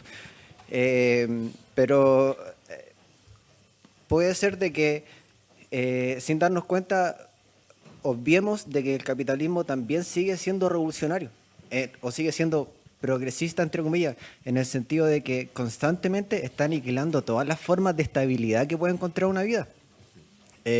Territorio. Una inmobiliaria puede hacer pedazos de un barrio en medio año. Despedazar un barrio significa que formas de vida, lazos que existían, se cortan. ¿Qué más? Costumbres también, el capitalismo las va desechando. Ahora nosotros vemos, claro, como agentes del Partido Republicano son muy conservadores y todo, pero en verdad como que la vanguardia de la burguesía en este momento es muy progresista. Me refiero a la gente que está como en Silicon Valley, por ejemplo. Ellos no están a favor de la conservación, al contrario, siempre están pujando por progreso. Y muchas veces ese progreso, claro, trae aparejado consigo cuestiones negativas, pues como esa cuestión que dicen de que ¿cómo es? El progreso es la catástrofe. Entonces, poniendo en duda de que el progreso y el cambio siempre sea necesariamente revolucionario, poniendo eso en duda, quizás no sea útil ver qué tiene de positivo la conservación. Había estado escuchando lo que mencionaban antes, por ejemplo, los niños que están en el espectro autista tienen sus repeticiones, sus ciclos, tienen sus rituales. Las personas que están más cercanas, que pueden convivir más como en ambientes naturales, ven que también hay sus ciclos. Entonces pareciera que sí, hay ciertas cosas repetitivas y que se conservan, de que quizá hay que ponerle más ojo a eso, más que tanto a esas cosas que cambian, tanto cambio. ¿Y por qué creo que es positivo? Porque, bueno, ponen esta figura del Ouroboros, se repite, y muchas personas ahora están frustradas, como que dicen, bueno, estuvimos en la revuelta y nos esforzamos tanto y al final terminó la constitución de Pinochet, y están tristes, bueno. Algunas incluso siempre de vergüenza, así como, oye, ¿qué estamos pensando? Casi así como... y en ese aspecto creo que en la cuestión de la conservación, en lo que se repite, hay elementos positivos. Quizá haya que dudar un poquito del discurso de la transformación a veces. Pensar como, oye, ¿qué tan es cierto de que el progreso nos lleva a cosas mejores? ¿Qué tan cierto de que la conservación nos lleva a cuestiones peores? Pero igual creo que hay que tener cuidado. ¿Por qué? Porque hay algunos sectores, por ejemplo, como un nacionalismo reaccionario, entre comillas, que claro, dice, no, es que este progreso como que no está degenerando la nación y la cultura. No creo que haya que ir por esa línea, entre comillas, reaccionaria, como conservadora de que implica una violencia hacia el otro. Entonces, dudar de la idea de que la revolución es cambio constante o ruptura. Empezar a pensar como, bueno, hay cosas que no cambian. ¿Por qué no cambian? Hay ciertos ciclos que se repiten. ¿Qué se puede sacar de ello positivo? ¿Qué hay en un ciclo que aumente nuestra potencia, nuestra capacidad?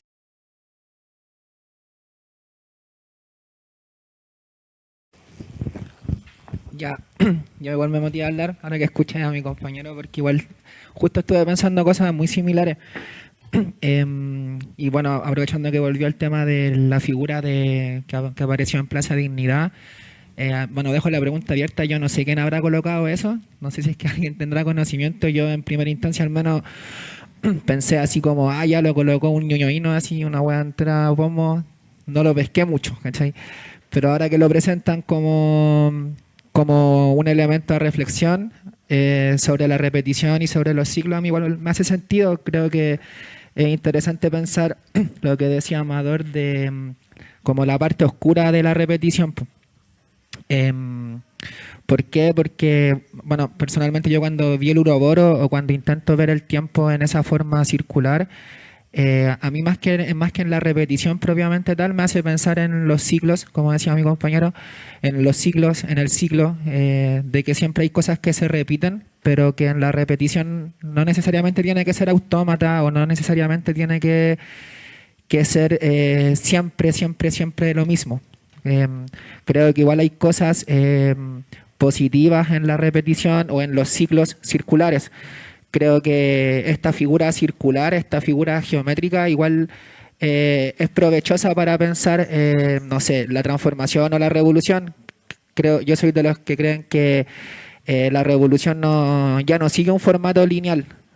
La historia no es lineal. Creo que en la historia, en los procesos, siempre hay cosas que se repiten. La historia ocurre una vez como tragedia, después como farsa, etcétera. Hay distintos ecos en la teoría que nos hacen entender que sí se repiten cosas.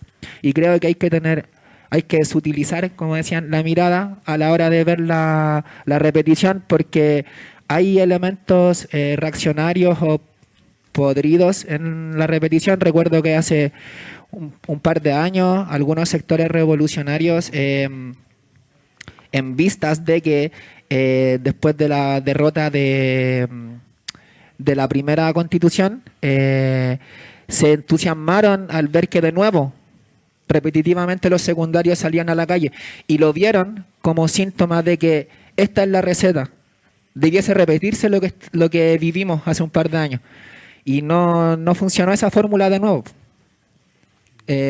Algunos sectores revolucionarios yo los escuché decir de que hay que repetir lo de octubre, y creo que también es una mirada distorsionada de la repetición. Yo creo que no es una receta infalible repetir lo de octubre. Hay elementos de octubre que ciertamente van a volver. Yo creo que en el siglo, o sea, en esta crisis civilizatoria en la que estamos, lamentablemente vamos a tener que estar de nuevo agarrándonos con los pacos. Puede que nos peguen, que nos maten, que nos metan presos, que le peguen a nuestros compañeros, y no es porque lo hagamos, y no es que lo hagamos por gusto. Como que lamentablemente sí van a haber algunos elementos, sí va a haber violencia, sí vamos a tener que ocupar la calle, que recuperar, etcétera, etcétera, etcétera, pero no va a ser lo mismo. No va a ser lo mismo eso que retorne.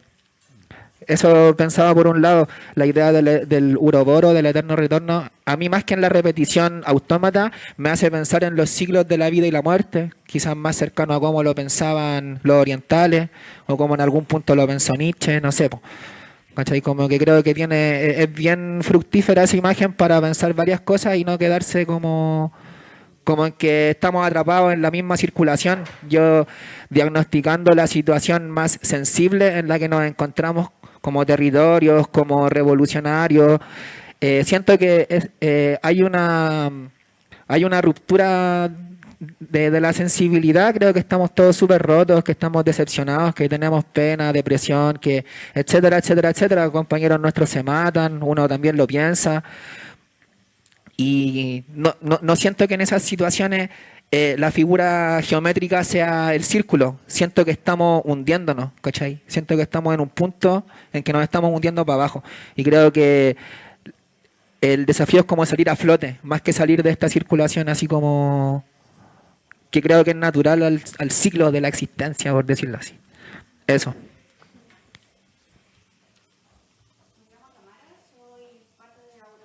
También parte del grupo de apoyo mutuo Devenir. Y quería introducir también la pregunta sobre el suicidio ante esta serpiente que se come a sí misma.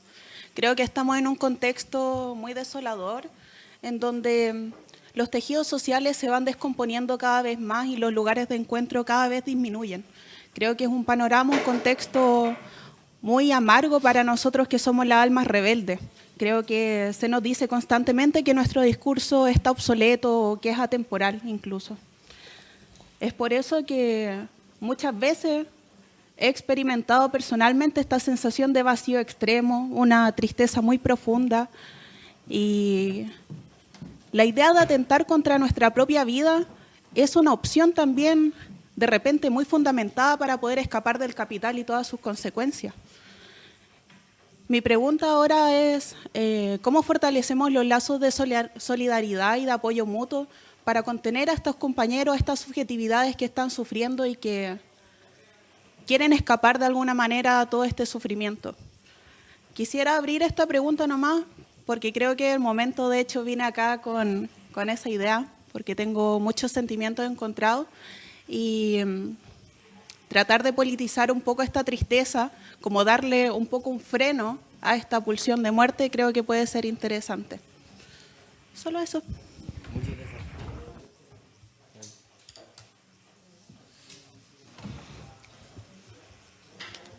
¿Alguien quisiera...?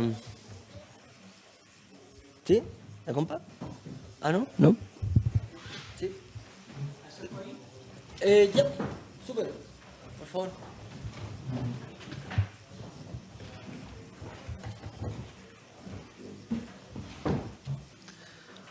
Hola, mi nombre es Amaru. He participado en algunas, hace mucho tiempo ya, en algunas instancias con infancia. Ahora hace rato que estoy trabajando solo en temas como de memoria y en eso he estado como trabajando el último tiempo. Tomé algunos apuntes, no voy a poder responder tu pregunta porque está un poco encima, me cuesta resolver cosas tan rápido. Bueno, lo primero es que para el tiempo de la revuelta yo sentí mucho miedo. Creo que fue la sensación que más me invadió en ese periodo. Tenía mucho miedo por mi familia, tenía mucho miedo por mis compañeros que estaban en la calle.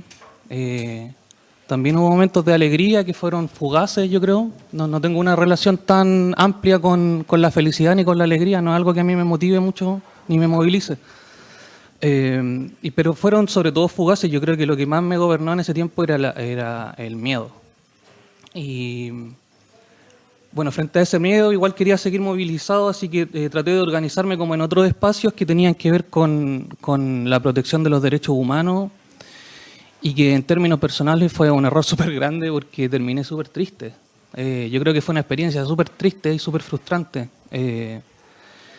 Pero de eso, bueno, además de que conocí mucha gente, me di cuenta que a propósito de lo que se mencionaba sobre como este carácter femenino, entre comillas, como relacionado al cuidado, era que la mayoría de las personas que estaban ligadas a la protección o al seguimiento un poco de los casos de vulneraciones de derechos humanos eran mujeres, y la mayoría de las personas que estaban también en los grupos de salud también eran mujeres, y en los espacios donde habían ollas comunes también había en su gran mayoría mujeres o cuerpos feminizados. Entonces, que el cuidado estaba efectivamente encargado de esa energía, y que, claro, había otra energía más masculina, entre comillas, que estaba en la calle haciendo otras cosas y que era la que en realidad como tuvo mayor visibilidad, pero siempre la sensación que yo tuve es que el fundamento, como la parte basal de todo, era esta otra parte de cuidados, que era en el fondo como el regreso de esta potencia, o sea, una energía que iba y también una energía que se nos estaba devolviendo a nosotros, pero que no estábamos sabiendo organizar. Hubo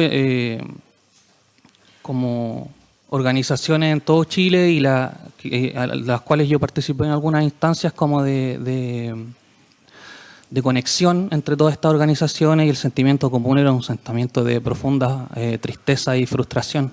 Yo creo que eso fue lo que más invadía estos espacios, porque estábamos enfrentados todo el tiempo a distintos niveles de violencia que no tenían ningún tipo de respuesta. O sea, una violencia institucionalizada que podía aparecer en cualquier momento sin ninguna justificación.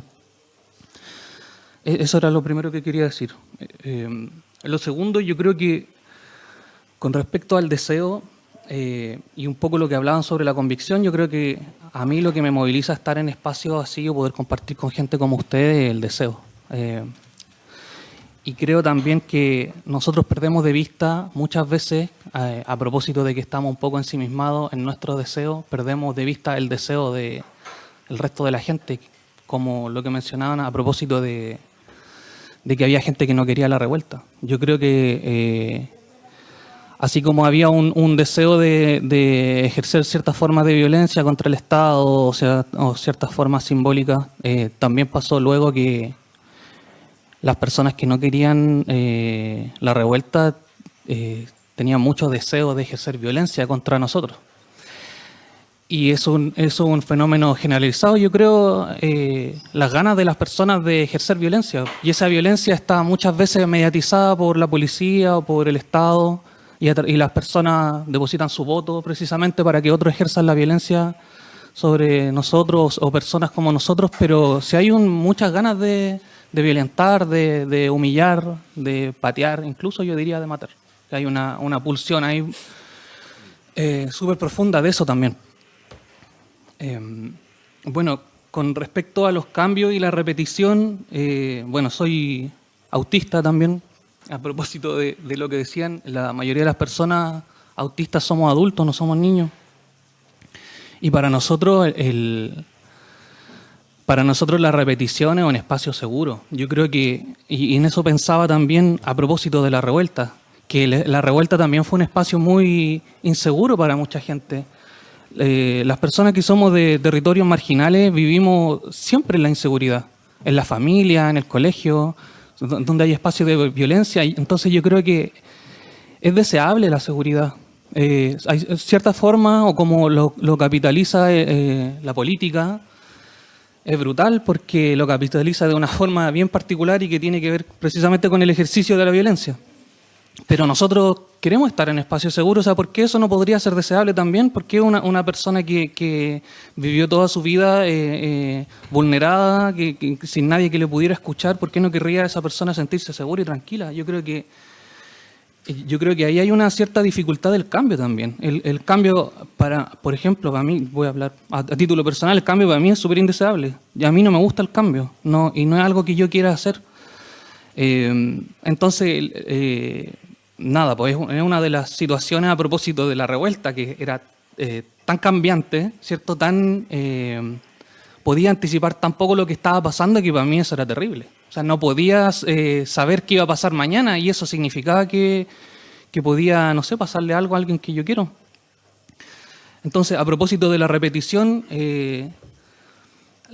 sí tiene muchas cosas positivas, nos permite estar aquí. O sea, si no repetimos el ejercicio de respirar, no podríamos estar aquí. Entonces, y desde el mundo de las personas que somos autistas, porque se nos dice que nosotros nos cuesta el cambio y estamos como un poco reticentes al cambio, y yo desde el mundo de los autistas podría decirles, o sea, ustedes están enfermos por cambiar. Hay una compulsión de querer improvisar. Y el caos, una de las formas del caos también es el orden. O sea, no todo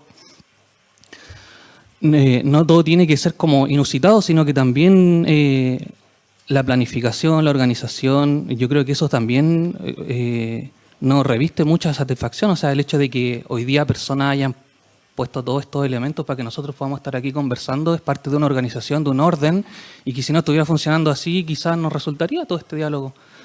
Entonces, eso con respecto al cambio. Y bueno, quería decir dos cosas breves sobre las emociones. Bueno, parte de no todas las personas le pasa, pero no todos los autistas, parte de ser autista es tener una relación bien compleja con las emociones.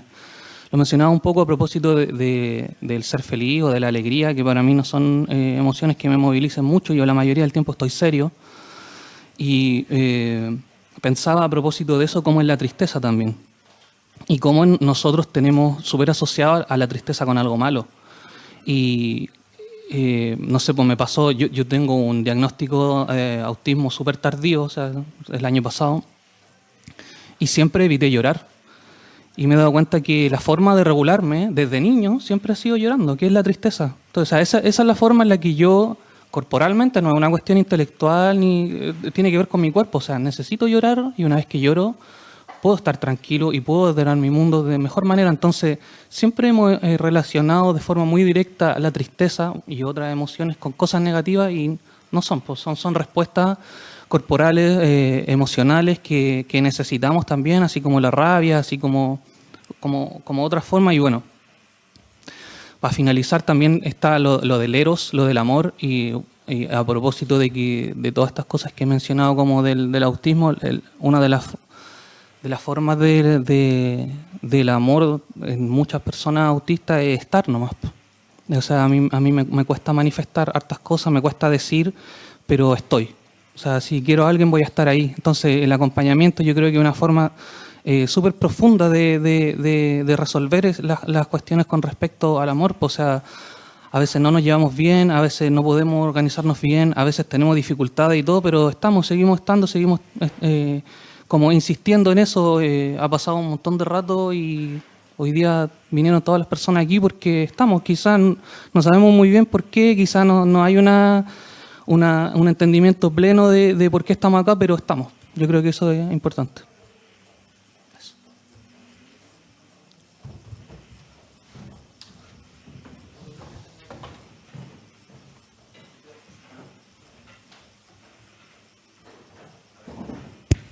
Hola.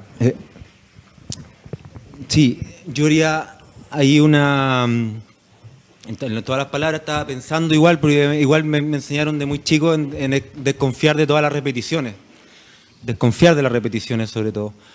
No que sea bueno o malo, sino que desconfiar de ellas, porque bueno, me hizo sentido en ese momento. Yo cuando veo los sionistas ya como tanta pelotudez en la cabeza, yo digo, puta, claro, desde chico les enseñaron a repetir ciertas cosas.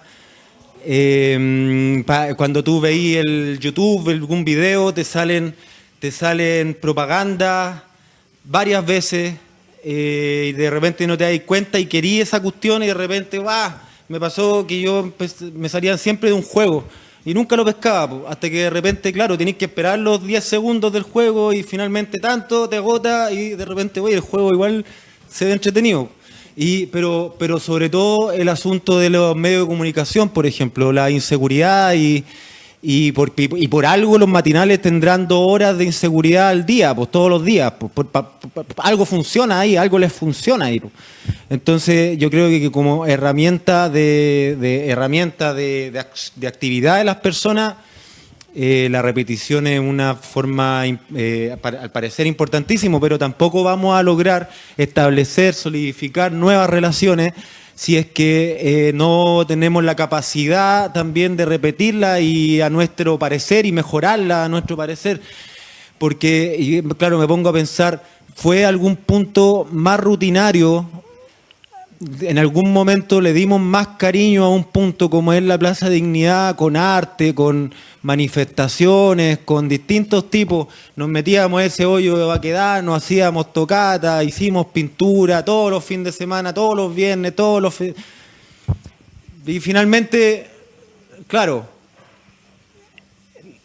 siempre teníamos que venir a trabajar los lunes. Finalmente había otra cosa más grande que seguíamos repitiendo. O sea, por mucho que repitamos esas cosas y que repitamos estas cosas, vamos a tener que volver a trabajar el lunes, digamos. Todos los trabajadores, todos los obreros, bueno, yo no porque estoy sin pega, pero bueno.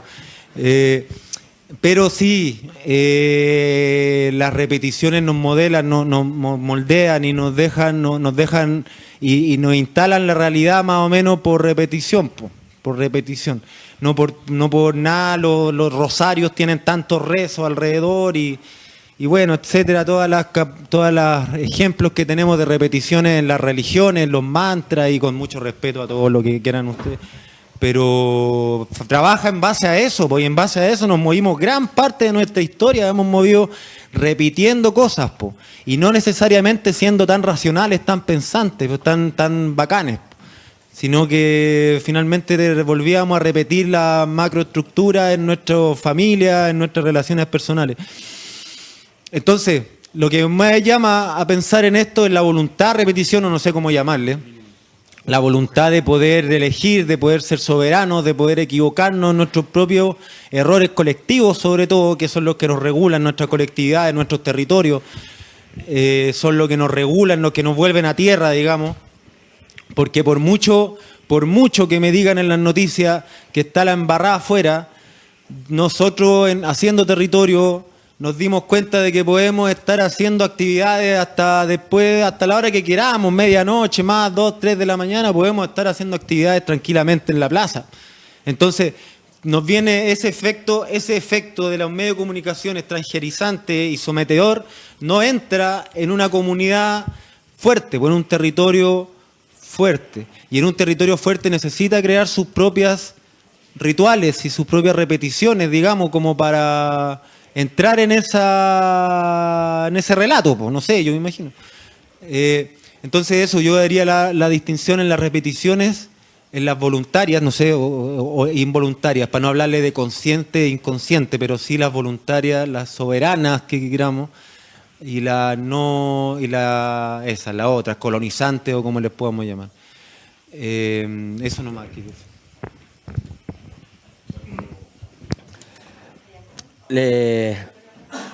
¿Ah? No, ya. ¿No? Vamos a ir cerrando ya.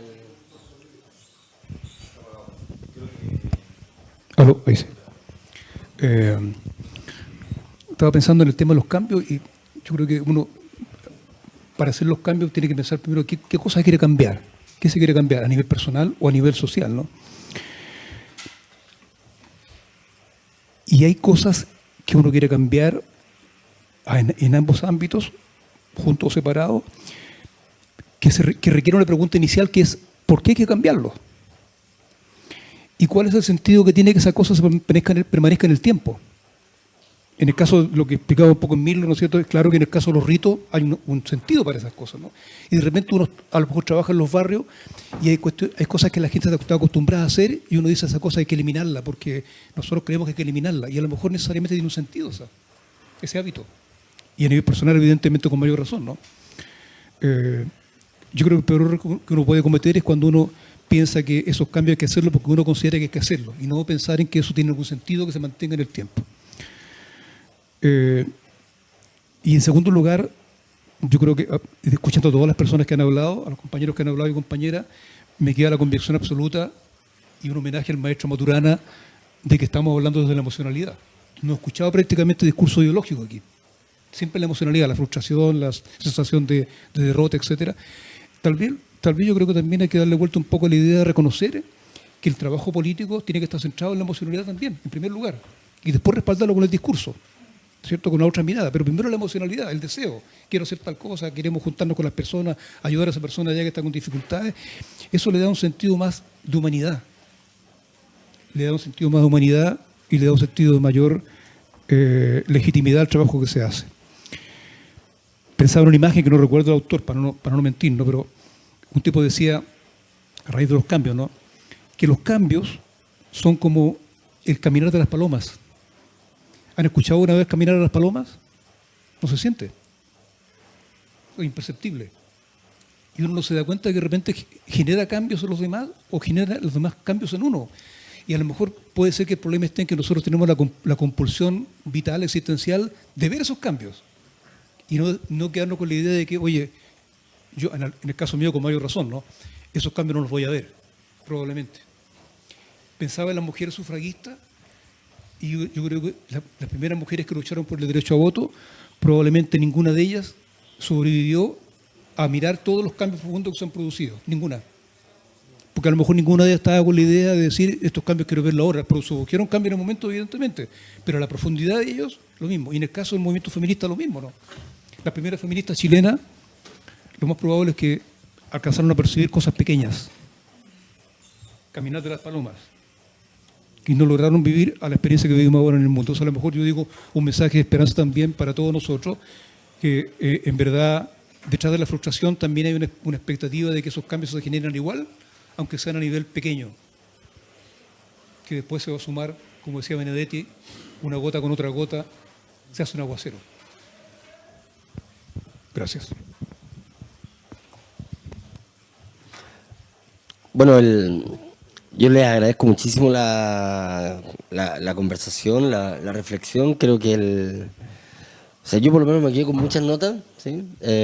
Quiero invitar al Amador a ver si también quisiera compartir ya una suerte de, más bien de cierre, como tomando algunas de las cosas que fuimos compartiendo. Durante la semana también vamos a ir hilando. La idea es que estas conversaciones vayan también alimentando una reflexión que no solamente ni empiece ni acabe acá, digamos, ¿no? Sino que podamos seguirla retomando. Así que, Amador, no sé si... Nada, simplemente antes de cerrar, compartir 3 notas que he tomado sobre cosas que han ido saliendo, sobre la cuestión del territorio. Me parece que quizá antes se podía tener una confianza en que había un territorio, por ejemplo, el mundo del trabajo, y de ese territorio emergían prácticas de resistencia, de revolución.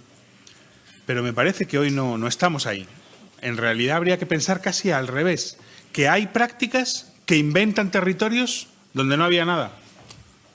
Como los futbolistas que son capaces de crear con un pase un espacio que no existía antes. No simplemente que vean un espacio que nadie estaba viendo, sino que lo crean en su pase. Entonces la práctica crea el territorio. Si no hay práctica, el territorio se disuelve. Se convierte en población, se convierte en geografía, se convierte en lodado, ¿no? Entonces, con respecto a los niños de Ligny o los autistas, pensar que sus recorridos son esas repeticiones, esas prácticas que crean lugares de vida, lugares de seguridad, lugares de bienestar, lugares de paz, lugares donde estar en una tranquilidad, ¿no? Hay repeticiones que crean vida, que crean lugares de vida, ¿no? Y distinguirlas bien de la repetición, que también creo que tiene que ver con lo que decías tú, con la repetición mortífera, que es de la que está hablando Freud, la repetición de la muerte, de la dominación, de la agresividad, de la lucha entre los grupos, de la competencia, de la acusación del traidor, ¿no? Distinguir bien esas dos repeticiones, las que finalmente crean un territorio de vida y las que realmente insisten en la muerte, ¿no? Y me parece finalmente que está, por supuesto, la pregunta tan dura sobre el tema del suicidio, ¿no?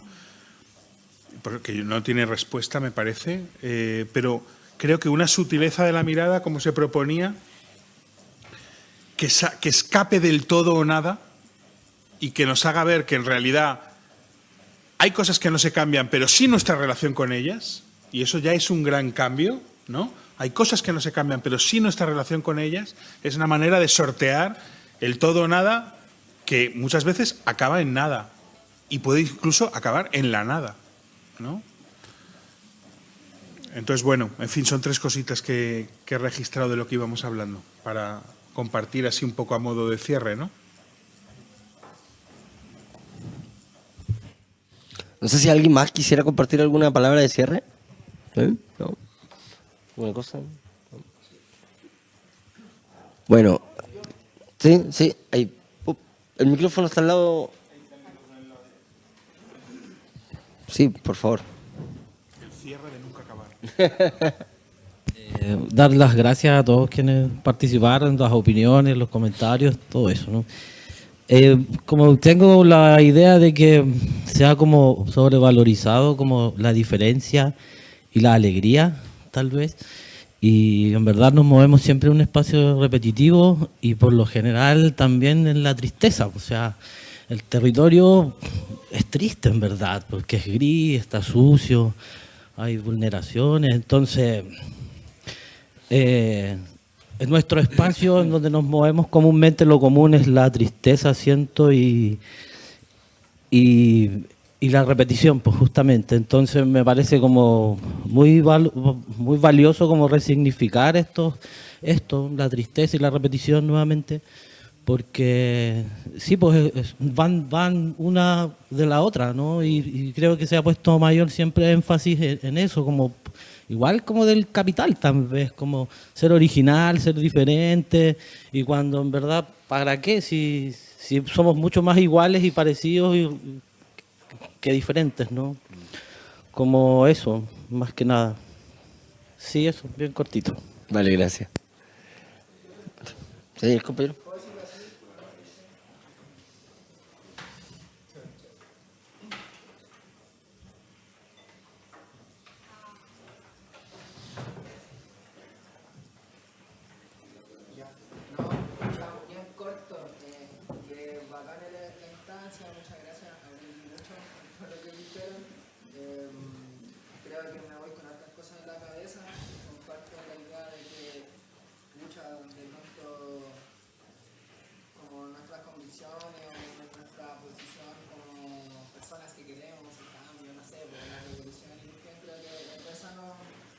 Esas nociones que de pronto las sobrevaloramos, no sé, la idea de felicidad que mencionaban, o el hecho de no como mirar en mal la tristeza. No mirar en mal la tristeza o emociones que de pronto se ven como negativas, po. Como que ahí me quedo harto con lo que mencionaba usted, compa, me voy con esta idea en la cabeza. Personalmente creo que el asunto de la felicidad siempre va a ser complicado. Al menos yo no la veo como un estado al que hay que llegar. De repente siento que la felicidad uno la aprecia en retrospectiva, como que siempre uno mira hacia atrás y se da cuenta que fue feliz, pero difícilmente lo ve en el presente. Yo creo que la revolución, más que una revolución para la felicidad o más que otra forma de vida para la felicidad, creo que debiese ser algo que posibilite todas las emociones habidas y por haber. Que no sea una la central, sino que las podamos vivir todas de alguna forma. Ya sea la tristeza, que no es mala, o ya sea la felicidad, que a veces está muy sobrevalorada. Y nada, pues eso, valorar la instancia, bacán salir del circuito Macul con Grecia, que está repleto igual, y tirar para acá para sectores más populares. Eso. Vale, muchas gracias. Bueno, ¿sí? ¿También? ¿Sí?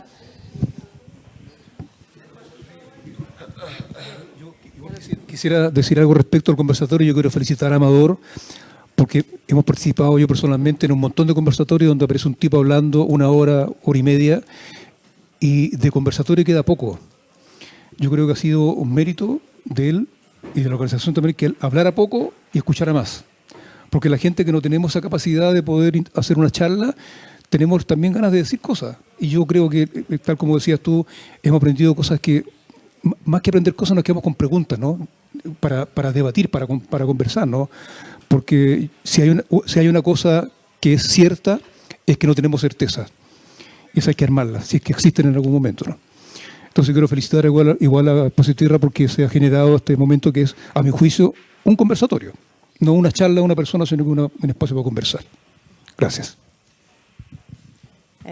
Bueno, sí, sumarme a lo que dice el Waldo, agradecer el espacio. Nada, me voy inquieta. Creo que esa es como la palabra. Como que venía muy apagada y como que surgieron varias cosas súper interesantes, pero no quiero dejar pasar lo que decía la compañera respecto a los suicidios, porque es algo importante y algo que está pasando. O sea, suicidios de compañeros que fueron mutilados, violentados para el estallido, iba a decir el golpe, ¿no? Bueno. Y también en el territorio nosotros hemos tenido suicidios de compañeros que no luchan de la misma forma, pero que sí luchan a diario por sobrevivir en la calle, que también creo que merece como la pena relevarlo y visibilizarlo, porque hay hechos o quizá algunas muertes que significan mucho más que otras, como de maneras más de símbolo, no sé, y hay miles que pasan desapercibidas y son luchas, no sé, son luchas igual de importantes.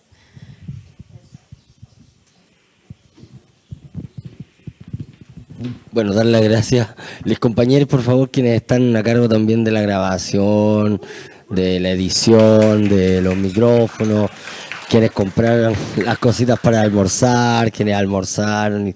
Y bueno, muchas gracias por abrirse y alojarse en tierra, digamos, que esa es como siempre ha sido la idea. Y como decía el compañero, muchas gracias por estar. Así que seguimos en la siguiente jornada. Así que gracias.